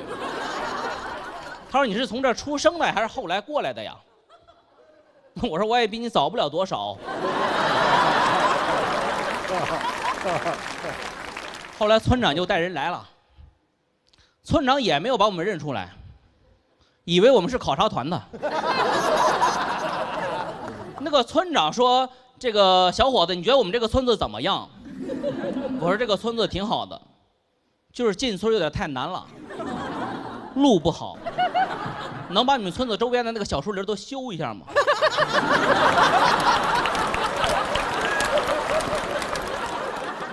后来那个考察团说让这几个人介绍一下这个村子情况吧。村长说：“这不是你们的人吗？”考察团说：“我们不是一起来的呀。”我说：“咱们不是一起来的，而且咱们肯定也不能一起走。我们现在就走。”村长送我们几个还出村，到村口又被那个保安拦住了。他明显有一点点懵了，你知道吗？上来就问我：“你是怎么进去的？”我说：“叫爹。”他说：“你再说一句。”我说：“我真是管人叫爹才进去的。”解释了半天，放我们几个出村，换了几套当地的衣服。我说：“这样，他们那个村子一共有4个村口，我说咱们换一个。”到了另外一个村口，又被保安拦住了，上来就问我：“你是干什么的？”我说：“哎呦，我就是这个村里的人呢。我叫玉美男，我爸叫玉教胆。”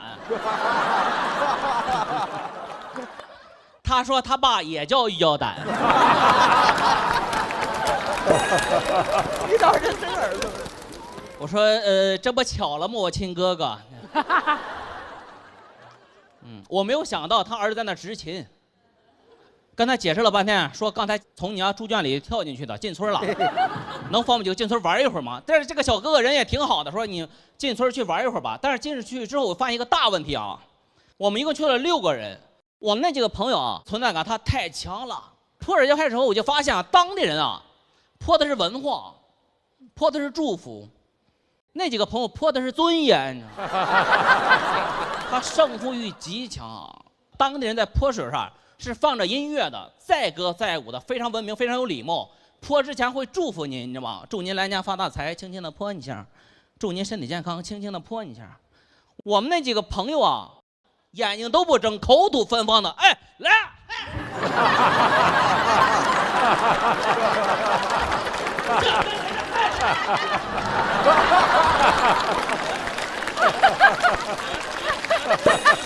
给我看傻了都。我说你们是不是疯了呀？你泼人家考察团干什么？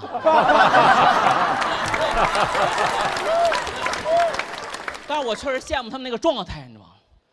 太自信了，真的太自信了，去哪玩一点不要脸，但是他们真的很快乐。我们有时候其实就是太在乎别人的眼光，根本没有人在乎你。就算是别人说你，不管他说什么，你就说那不就得了。后来我们几个就出了那个村子，碰见了几个外地人，过来咨询我，说你们是怎么进村的？我说你给我记住喽，你姓玉。你爸叫玉美男，谢谢大家，玉美男，谢谢。玉美男可以就是咱们最后一期，就是大家都感觉拿出来自个儿那个特别夯那种段子来讲哈。我感觉他讲了一集情景喜剧。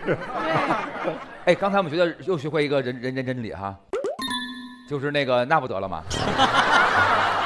这个很好，太好用了。然后就是哪儿都不挨哪儿就愣说，说你看过不好笑就路街头吗？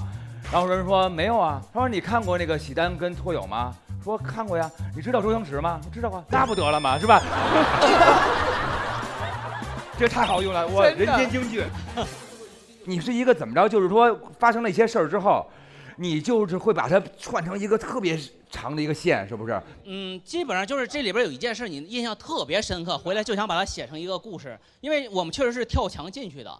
跳进去跳人猪圈里，那个大叔跟人解释了半天，我们几个人。猪圈是真的，居然是真的。猪圈啊，那就没有什么是编的了。这个里边可能有些对话是我自己想的，但是所有的情节都是真的，包括考察团。我们最后被发现是因为人家考察团最后要合影，那个凳子上都有名字，没有我们的名字。好。哇塞，可以！你为什么能碰见这些事儿？你说，因为我自己出去旅行的话，我不太现在喜欢去那种就是大众常去的地方。去云南玩，我就经常去一些小的村庄，比如说今天就想去人家家里吃饭，我就去村长家里吃饭去。所以你在云南没怎么被拒绝过是吗？没有被拒绝过，都很热情。之前不是说那个哈尔滨对那南方小土豆儿特别好吗？对，就是那种感觉。大家来看外边来的朋友，只要不是太麻烦，都愿意招待。哎，其实美男每回并不是带来就是说仅仅是特别精彩脱口秀，还有那种特别实用的那种旅游的小 tip。太好了，谢谢，感谢美男。他的这个段子内容啊，就是我在听的过程当中，我一直想说他后面应该怎么走呢？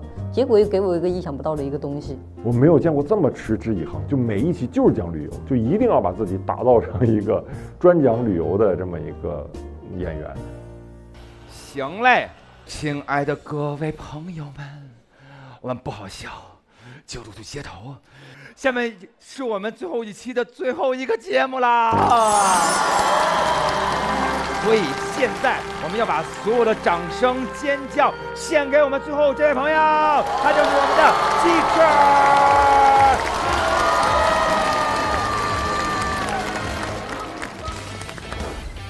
我的最后一个舞台，想给自己一些正面激励，分享我这一路的一个经历，总结一下我这一季的心路历程，然后谈谈我的一些变化。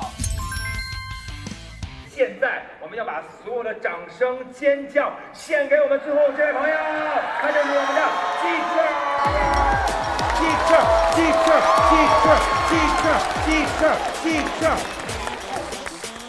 非常感谢各位观众朋友们陪伴我们这一季最后一期了，能允许我向大家要一个掌声，送给我们在座23位表演过的演员朋友们。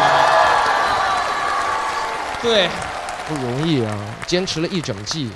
哎，我们23位演员也给观众朋友们鼓鼓掌好吗？真的，他们也很辛苦，感谢你们。他们平时就是这样在后面带掌声的。聊一聊我最近1年的变化吧。其实我去年我也去了斜对面那个脱口秀的比赛节目，淘汰的很快。淘汰完之后，我自己心里也开始产生一些变化。我有时候在想，其实赢没有这么重要，就你比来比去，比到最顶又能怎么样？你看李诞，我们还在那一轮一轮的比，对吧？说我这个梗牛不牛，这个梗脆不脆，人家卖的就是牛脆脆。有什么可比的，你知道吗？但是去年淘汰的很快，确实一整年演出都没什么人认识我。我们在外面演出，老能刷到一些小某书上的一些评价，一些 report。我这个人比较敏感，我看过最多一种 report 是这样的，他说能不能不要再请鸡翅这种小咖了，给我看困了。我就喜欢看那种大咖，看那种周奇墨、小鹿、翟佳宁那种大咖，看完之后一整夜都兴奋的睡不着。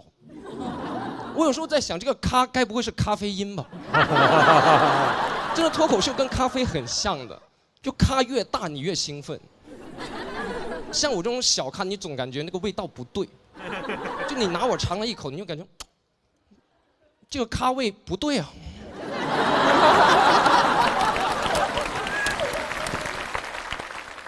其实没什么人喜欢小咖了，真的，哪怕是我们平时最常喝那种就是9块9的那种。品牌我就不方便说了，小确幸。哪怕是那种小咖，上面印的脱口秀演员也都是大咖。小确幸上面印的什么？小鹿。我真的有时候觉得，就是没有必要分这么多大咖小咖，对吧？就咖啡最大的功效就是让你睡不着。你看了脱口秀大咖睡不着，你看了我，如果我今天晚上不好笑，我也要露宿街头。你们今天晚上睡得着吗？睡不着。睡不着。但睡不着不要紧，喜临门能帮到你。你再精神，你也受不了喜临门呼呼智能床垫。你一躺，睡感透气舒压，像海浪一样轻轻拖着你，让你呼呼任性睡。谢谢，谢谢啊，念到商务了，这个节目是好啊。其实我今年来这个节目之前挺犹豫的，因为我是一个广东人，我们很讲究那种吉利。这个节目的名字其实不太吉利的。我第一次看见有人把惩罚写在节目名了。哎，不好笑就露宿街头，那好笑怎么办？我有个朋友，他说好笑的也不在这里。我说，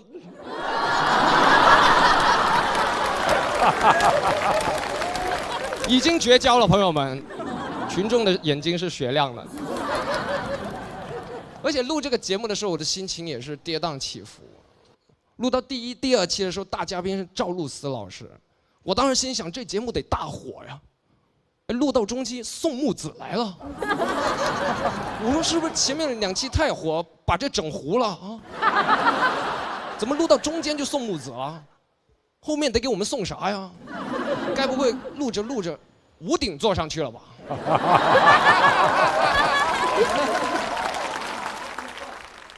但这个节目里，我其实过得挺好的，因为不比赛你没有什么压力，而且说的很多露宿街头，其实在我眼里不是惩罚，就是奖励。上次带我们网吧包宿，哎，你们真的没有想到这个世界能有多么奇幻，你知道吗？因为我记得9年前我19岁的时候，我在那个大学的舞台上，我甚至弹唱过大老师那个《静止》。对。但我做梦也想不到有一天，就9年后的今年的某一天，我竟然能和大张伟老师在那个网吧里面一起打游戏。就鸡翅和大张伟在打吃鸡，而大张伟那天晕3滴，你知道吗？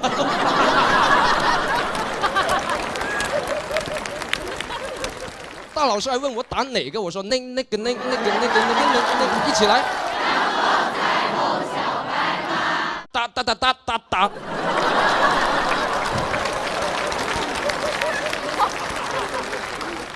这就是我被淘汰的原因。就那天不只跟大老师打游戏，那天跟我们一块在网吧里打游戏的还有易立竞老师。真的，易立竞老师年纪也不小了，染上了台球跟吃鸡。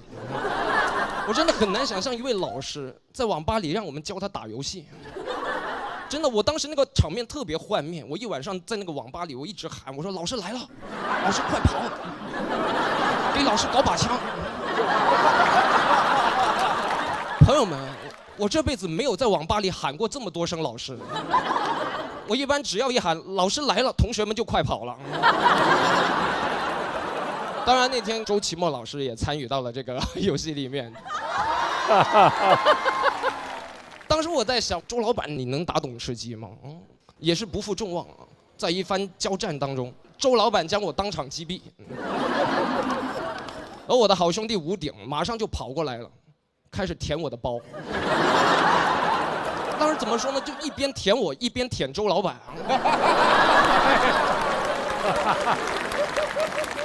枪法是准啊！接着就缩圈了嘛，一帮人嘻嘻哈哈，把我留在原地。喊着就进圈了，我说这缩的是什么圈？该不会是娱乐圈吧？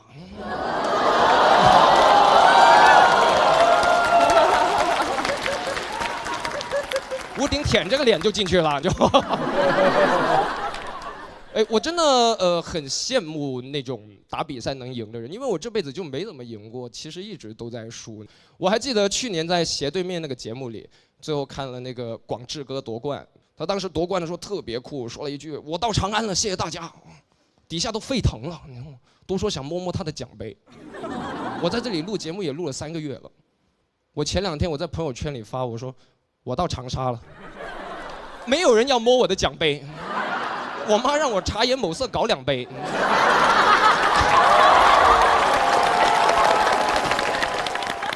我真的搞了很多茶颜某色回家。那天晚上怎么说呢？整个广东的一个小家庭里面，一家3口全都睡不着。太兴奋了。我当时看着那个奶茶，我说这个奶茶里面也没有多少咖啡因了。我妈语重心长跟我说了一句：“记住，小咖也是咖。”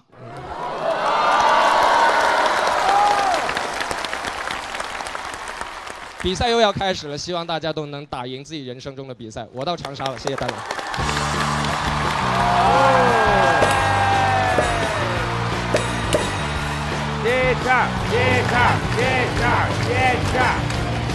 哇，机智太酷了，而且每一场都演得非常好。对，尤其是那一期。无名指，他一共说了4回稿，我记得倍儿清楚，对吧？对，就是神一样的存在，然后就是感觉这个人啊，能一点破事儿就能越写越多，越写越多，越写越多，越写越多。我觉得我们几个要给你鼓掌，了不起！谢谢大家。你演得开心不？每一次上台？开心，后面越来越开心，因为第一期真的很拘谨，很紧张，有一点啊。对，我觉得这节目也是让我慢慢能适应在节目里讲脱口秀那种状态。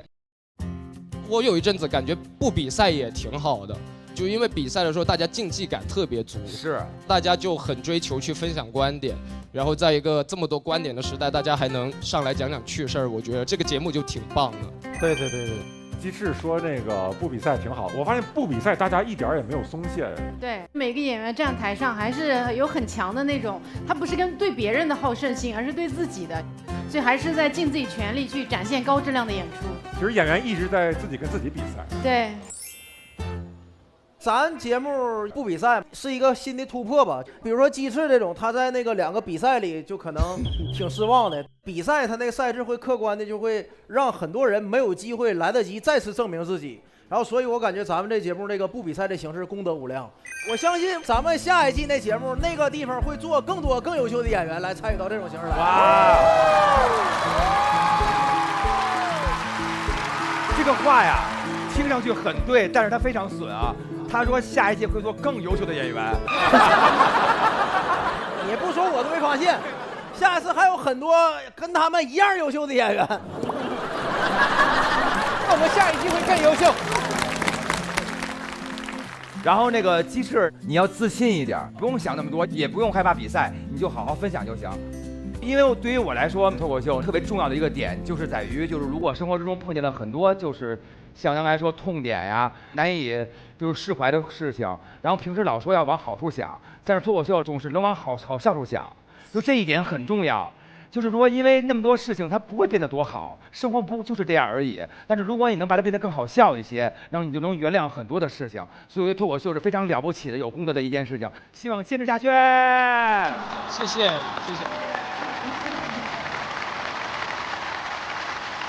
鸡翅呢，他特别能代表当演员还没有什么曝光度、知名度的时候的那种心态，就是那种小人物，我就是想要改变我的命运。他能力非常的厉害，鸡翅应该早就明白这事儿了，就是任何一个成功的人都比一个失败的人失败的次数多，因为他失败过很多次，他才成功的。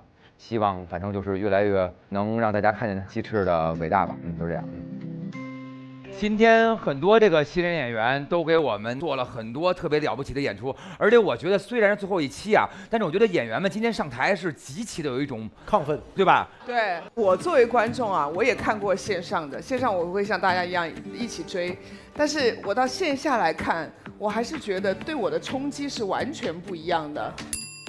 因为你到现场去直接感觉到他们给你的那个冲击力，它可以给你融入的更好，我觉得那个会更感动我，会更打到我。太对了，就是说，如果一个人让别人笑，是怎么样就能笑的最多？标准就是别人笑你就笑。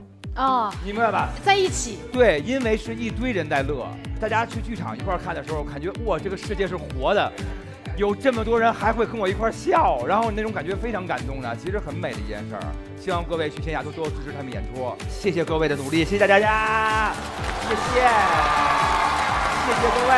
那么呢，大家辛苦了，新演员辛苦了，观众朋友们也辛苦了，我们也辛苦了。在节目最后的最后呢，我们就是希望各位能够一直走上更美的花路，更了不起，每天都是前途似锦的。来了，送上我们的傻瓜儿。叽里呱啦咕噜呱啦，弹着我小曲儿啊一二幺啊一二幺，溜溜达达洋洋洒洒胡唱我的词儿啊一二幺啊一二幺，噼里啪啦咚咚哗啦戏唱小毛驴儿啊一二幺啊一二幺，蹦蹦哒哒嘻嘻哈哈笑的驴打滚儿啊一二幺啊一二幺，左边滑然后右边滑，然后把腰一叉再转个弯，然后双手放进右腿蹬下来，哆来咪发手拉起撒花，啦啦啦啦，撒花，萌呀啦啦啦，撒花，哦啦啦啦啦啦啦啦啦，一人也有着心儿满台下。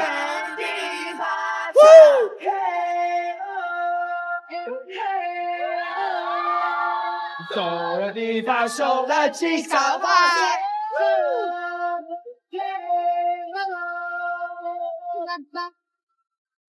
小花。谢谢各位，谢谢齐薇，谢谢所有的朋友们，我们这一季不好笑就路虎街头演出就到这儿啦，谢谢大家。那么呢，各位的那个小纸牌，对不对？可以给我们写出我们这一季的祝福，帮我们打上你的分数，多少分？10分。多少分？10分。10分。100分。100分，打出你们心中的分数板，撒花啦！谢谢各位，谢谢大家。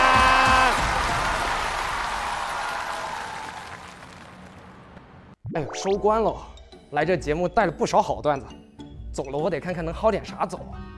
这纸巾盒我得带走，薅羊毛呢？是啊，周老板，其实我最想薅的是您的灵感，可惜带不走。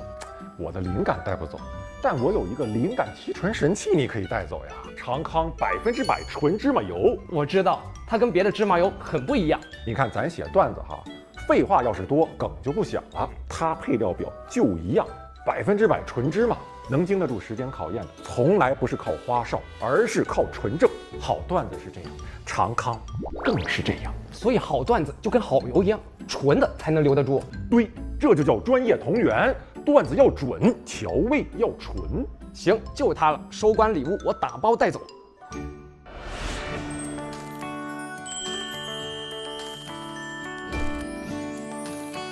亲爱的演员们，这是我们节目为大家准备的最后的大礼，哇，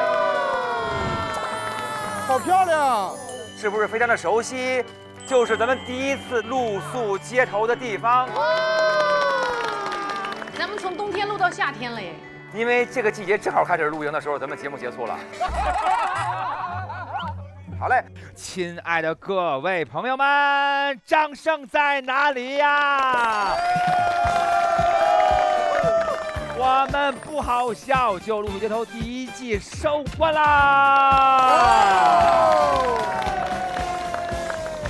优秀的表演离不开背后的支持，感谢一路陪伴、见证所有新人演员成长的品牌金主们，干啥都先上咸鱼，感谢神奇的咸鱼。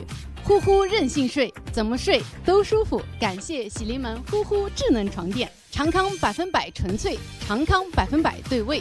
感谢纯粹对味的长康纯芝麻油。喜之郎多点关心，多点爱。感谢喜之郎果冻，连接你的热爱，买票上大麦。感谢大麦演出。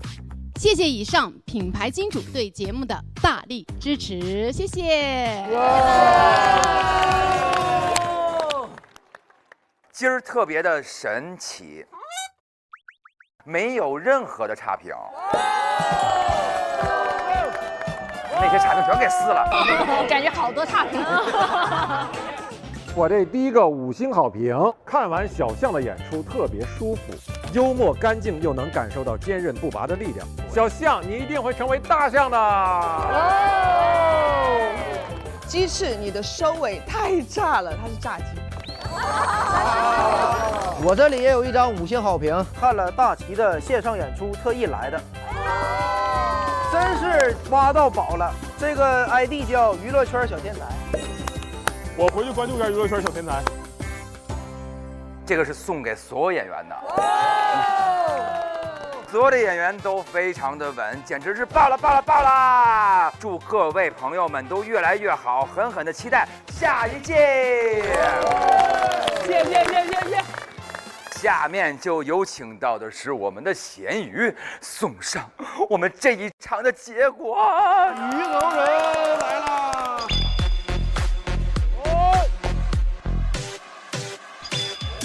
哎呦！咱们这一季的大目标，各位还记得吗？记得。整季的10场演出呢，平均4星以上，比例达到70%以上。人员解锁不好笑，就露宿街头的线下演出。那我们有没有圆梦呢？我们最后一期的分数是多少呢？你们猜一下。88、92吗？92。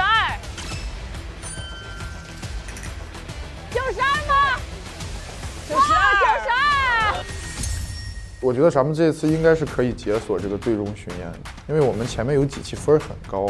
我对大家还是很有信心的，肯定没问题。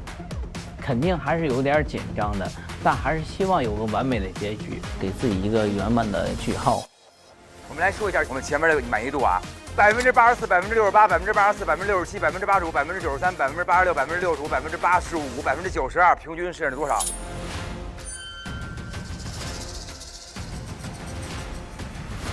是81%。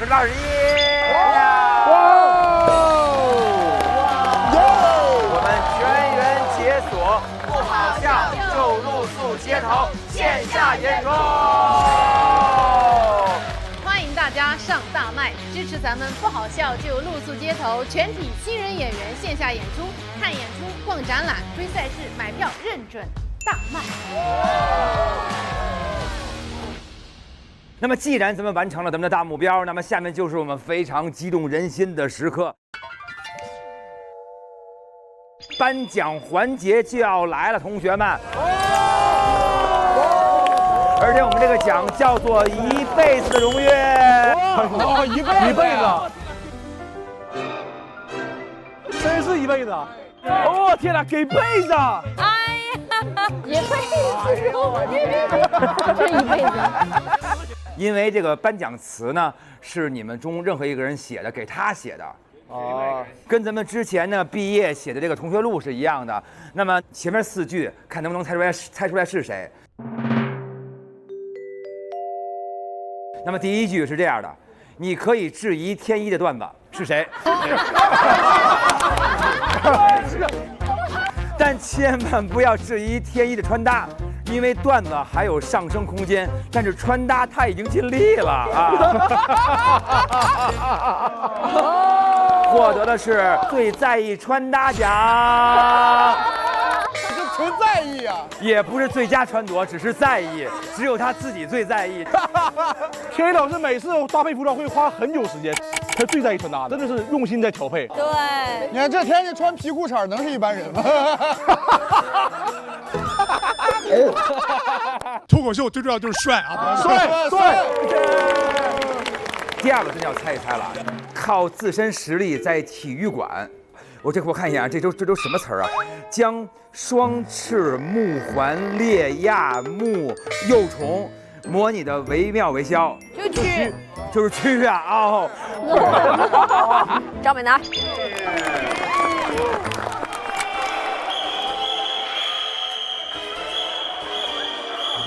所以我的奖是蛆奖。区小奖，所以你的奖，你是孤勇者，雇佣者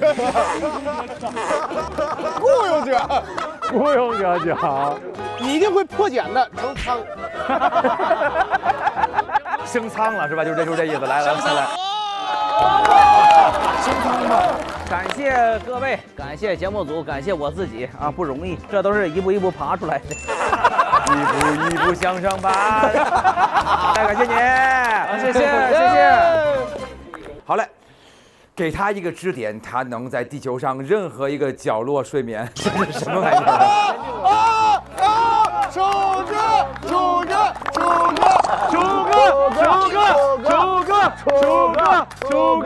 楚哥只要没有镜头就睡觉。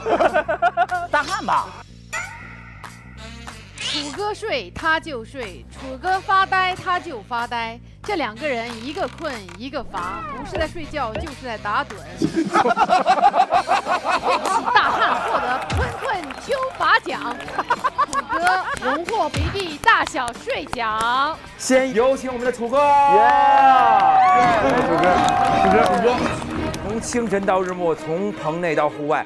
他用打盹诠释了只要心中有床，哪里都是天堂。是谁写的？我写的。他哪个时候就突然就睡着？那一瞬间你已经崩溃了。你说这都能睡着？任何时候。录真人秀他也睡觉。录真人秀我没睡，我有照片为证。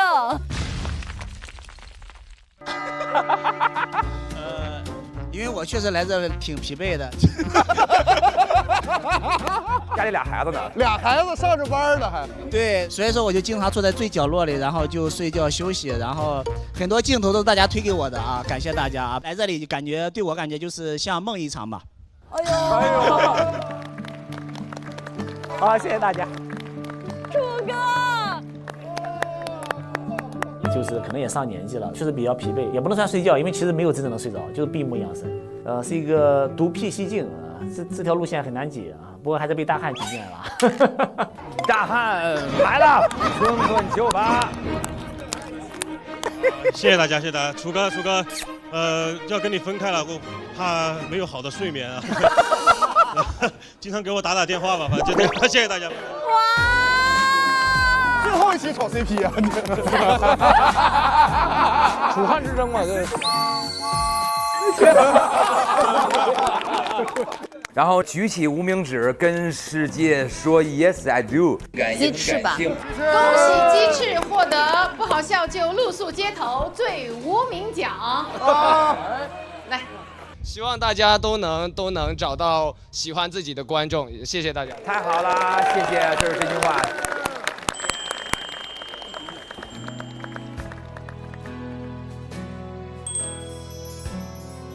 当无名指这篇稿子也发挥得很好的时候，我就觉得此生无憾了。如果你是跟无名指的话，这个世界肯定会有人在乎你的故事，会有人记得你的名字。到现在我感觉就是有个交代，就是我喜欢的东西我已经给你们说完。反正不是要巡演吗？我们在剧场欢迎大家光临。我觉得节目组很用心，每个人都有自己的奖，节目组也希望每个人都会被大家看见。我跟所有人都在快乐的环境下一起成长，我真的有一种家人的感觉。我希望我们所有人都能越来越好。作为一份子，我会觉得很骄傲，然后还想接着做梦。接下来颁发微博与不好笑就露宿街头共同发起的特别奖项——笑街最高人气段子手，他就是大吉。感谢微博给我的这个荣誉，也感谢节目组让我能来这儿，有了一段很棒的体验。在这块玩的录的我都很开心，就是越来越喜欢这儿了，越来越舍不得走。目前能给自己编段子，幕后能给其他演员支招。谢谢你用一字一句帮我们编织了未来。恭喜柳三变荣获不好笑就露宿街头笑街慈父奖。来，有请慈父来。我快40了。从小到大，我看了很多选秀综艺啊，包括最近也看了一些脱口秀相关综艺。然后他们在录制结束的时候，总会说：“属于他们的夏天结束了。”我以前很羡慕，他们有属于他们的夏天。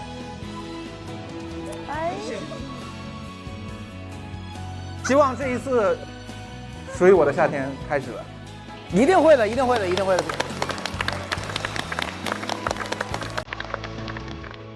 各位朋友们，接下来揭晓我们的巡演海报。哇！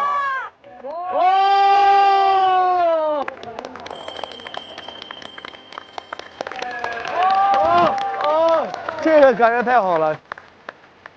我觉得那一瞬间有点热血，这时期的表现感觉好像都一下贴在了墙上。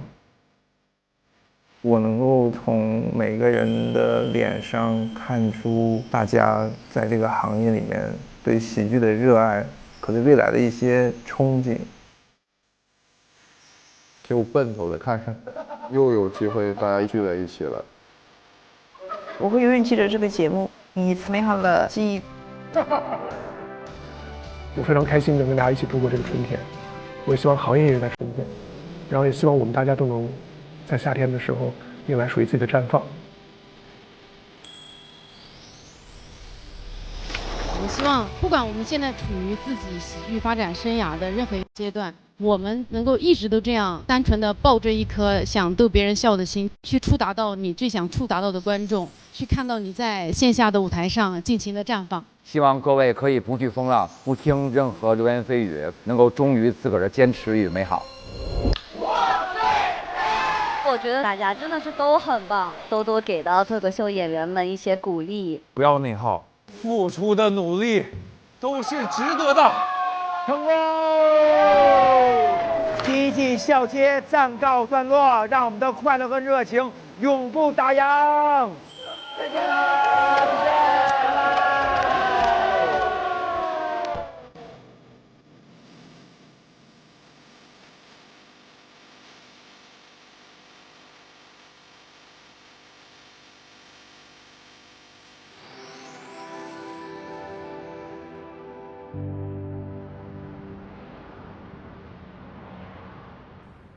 想来线下看选手们的演出吗？打开大麦 APP 搜索“不好笑就露宿街头”，进入线下演出许愿活动页，关注你喜欢的演员，并许愿你想看的演出城市，选手们可能就会来到线下演出现场哦。欢迎来到露宿街头也要笑。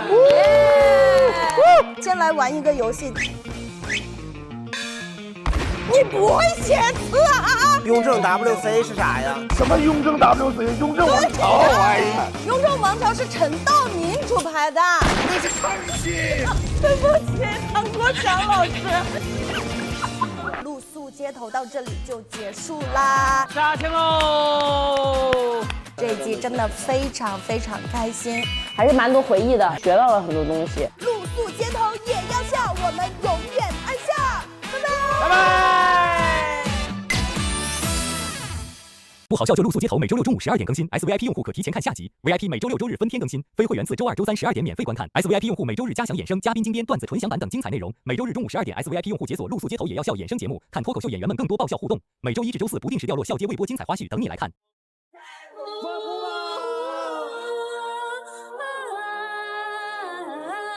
我不在乎，我不在乎，我不在乎。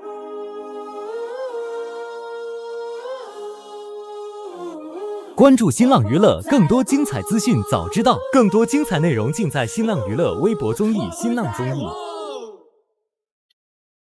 哎，告别这个场地了，还有点不舍呢。希望各位都能够从容的燃烧，坚持下去。挺好，这是大家海报，跟这儿也相处2、3月了。哎，希望大家的段子都不要被辜负，希望大家都被更多人看到。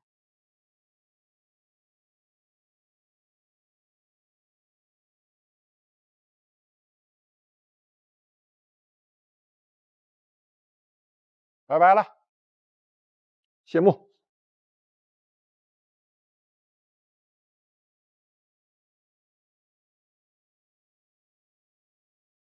再见，亲爱的朋友们，我们会越来越好的，脱口秀棒棒的。我们下次再见。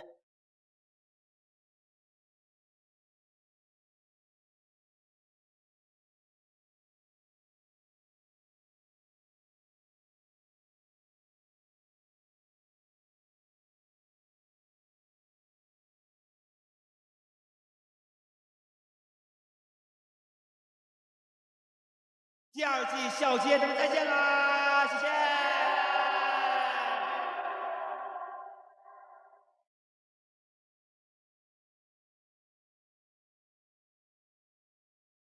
我不生气，我不生气，别和傻子置气，都不至于，都不至于，都跟我没关系。你说什么就是什么，就是离开，离开就是肤浅。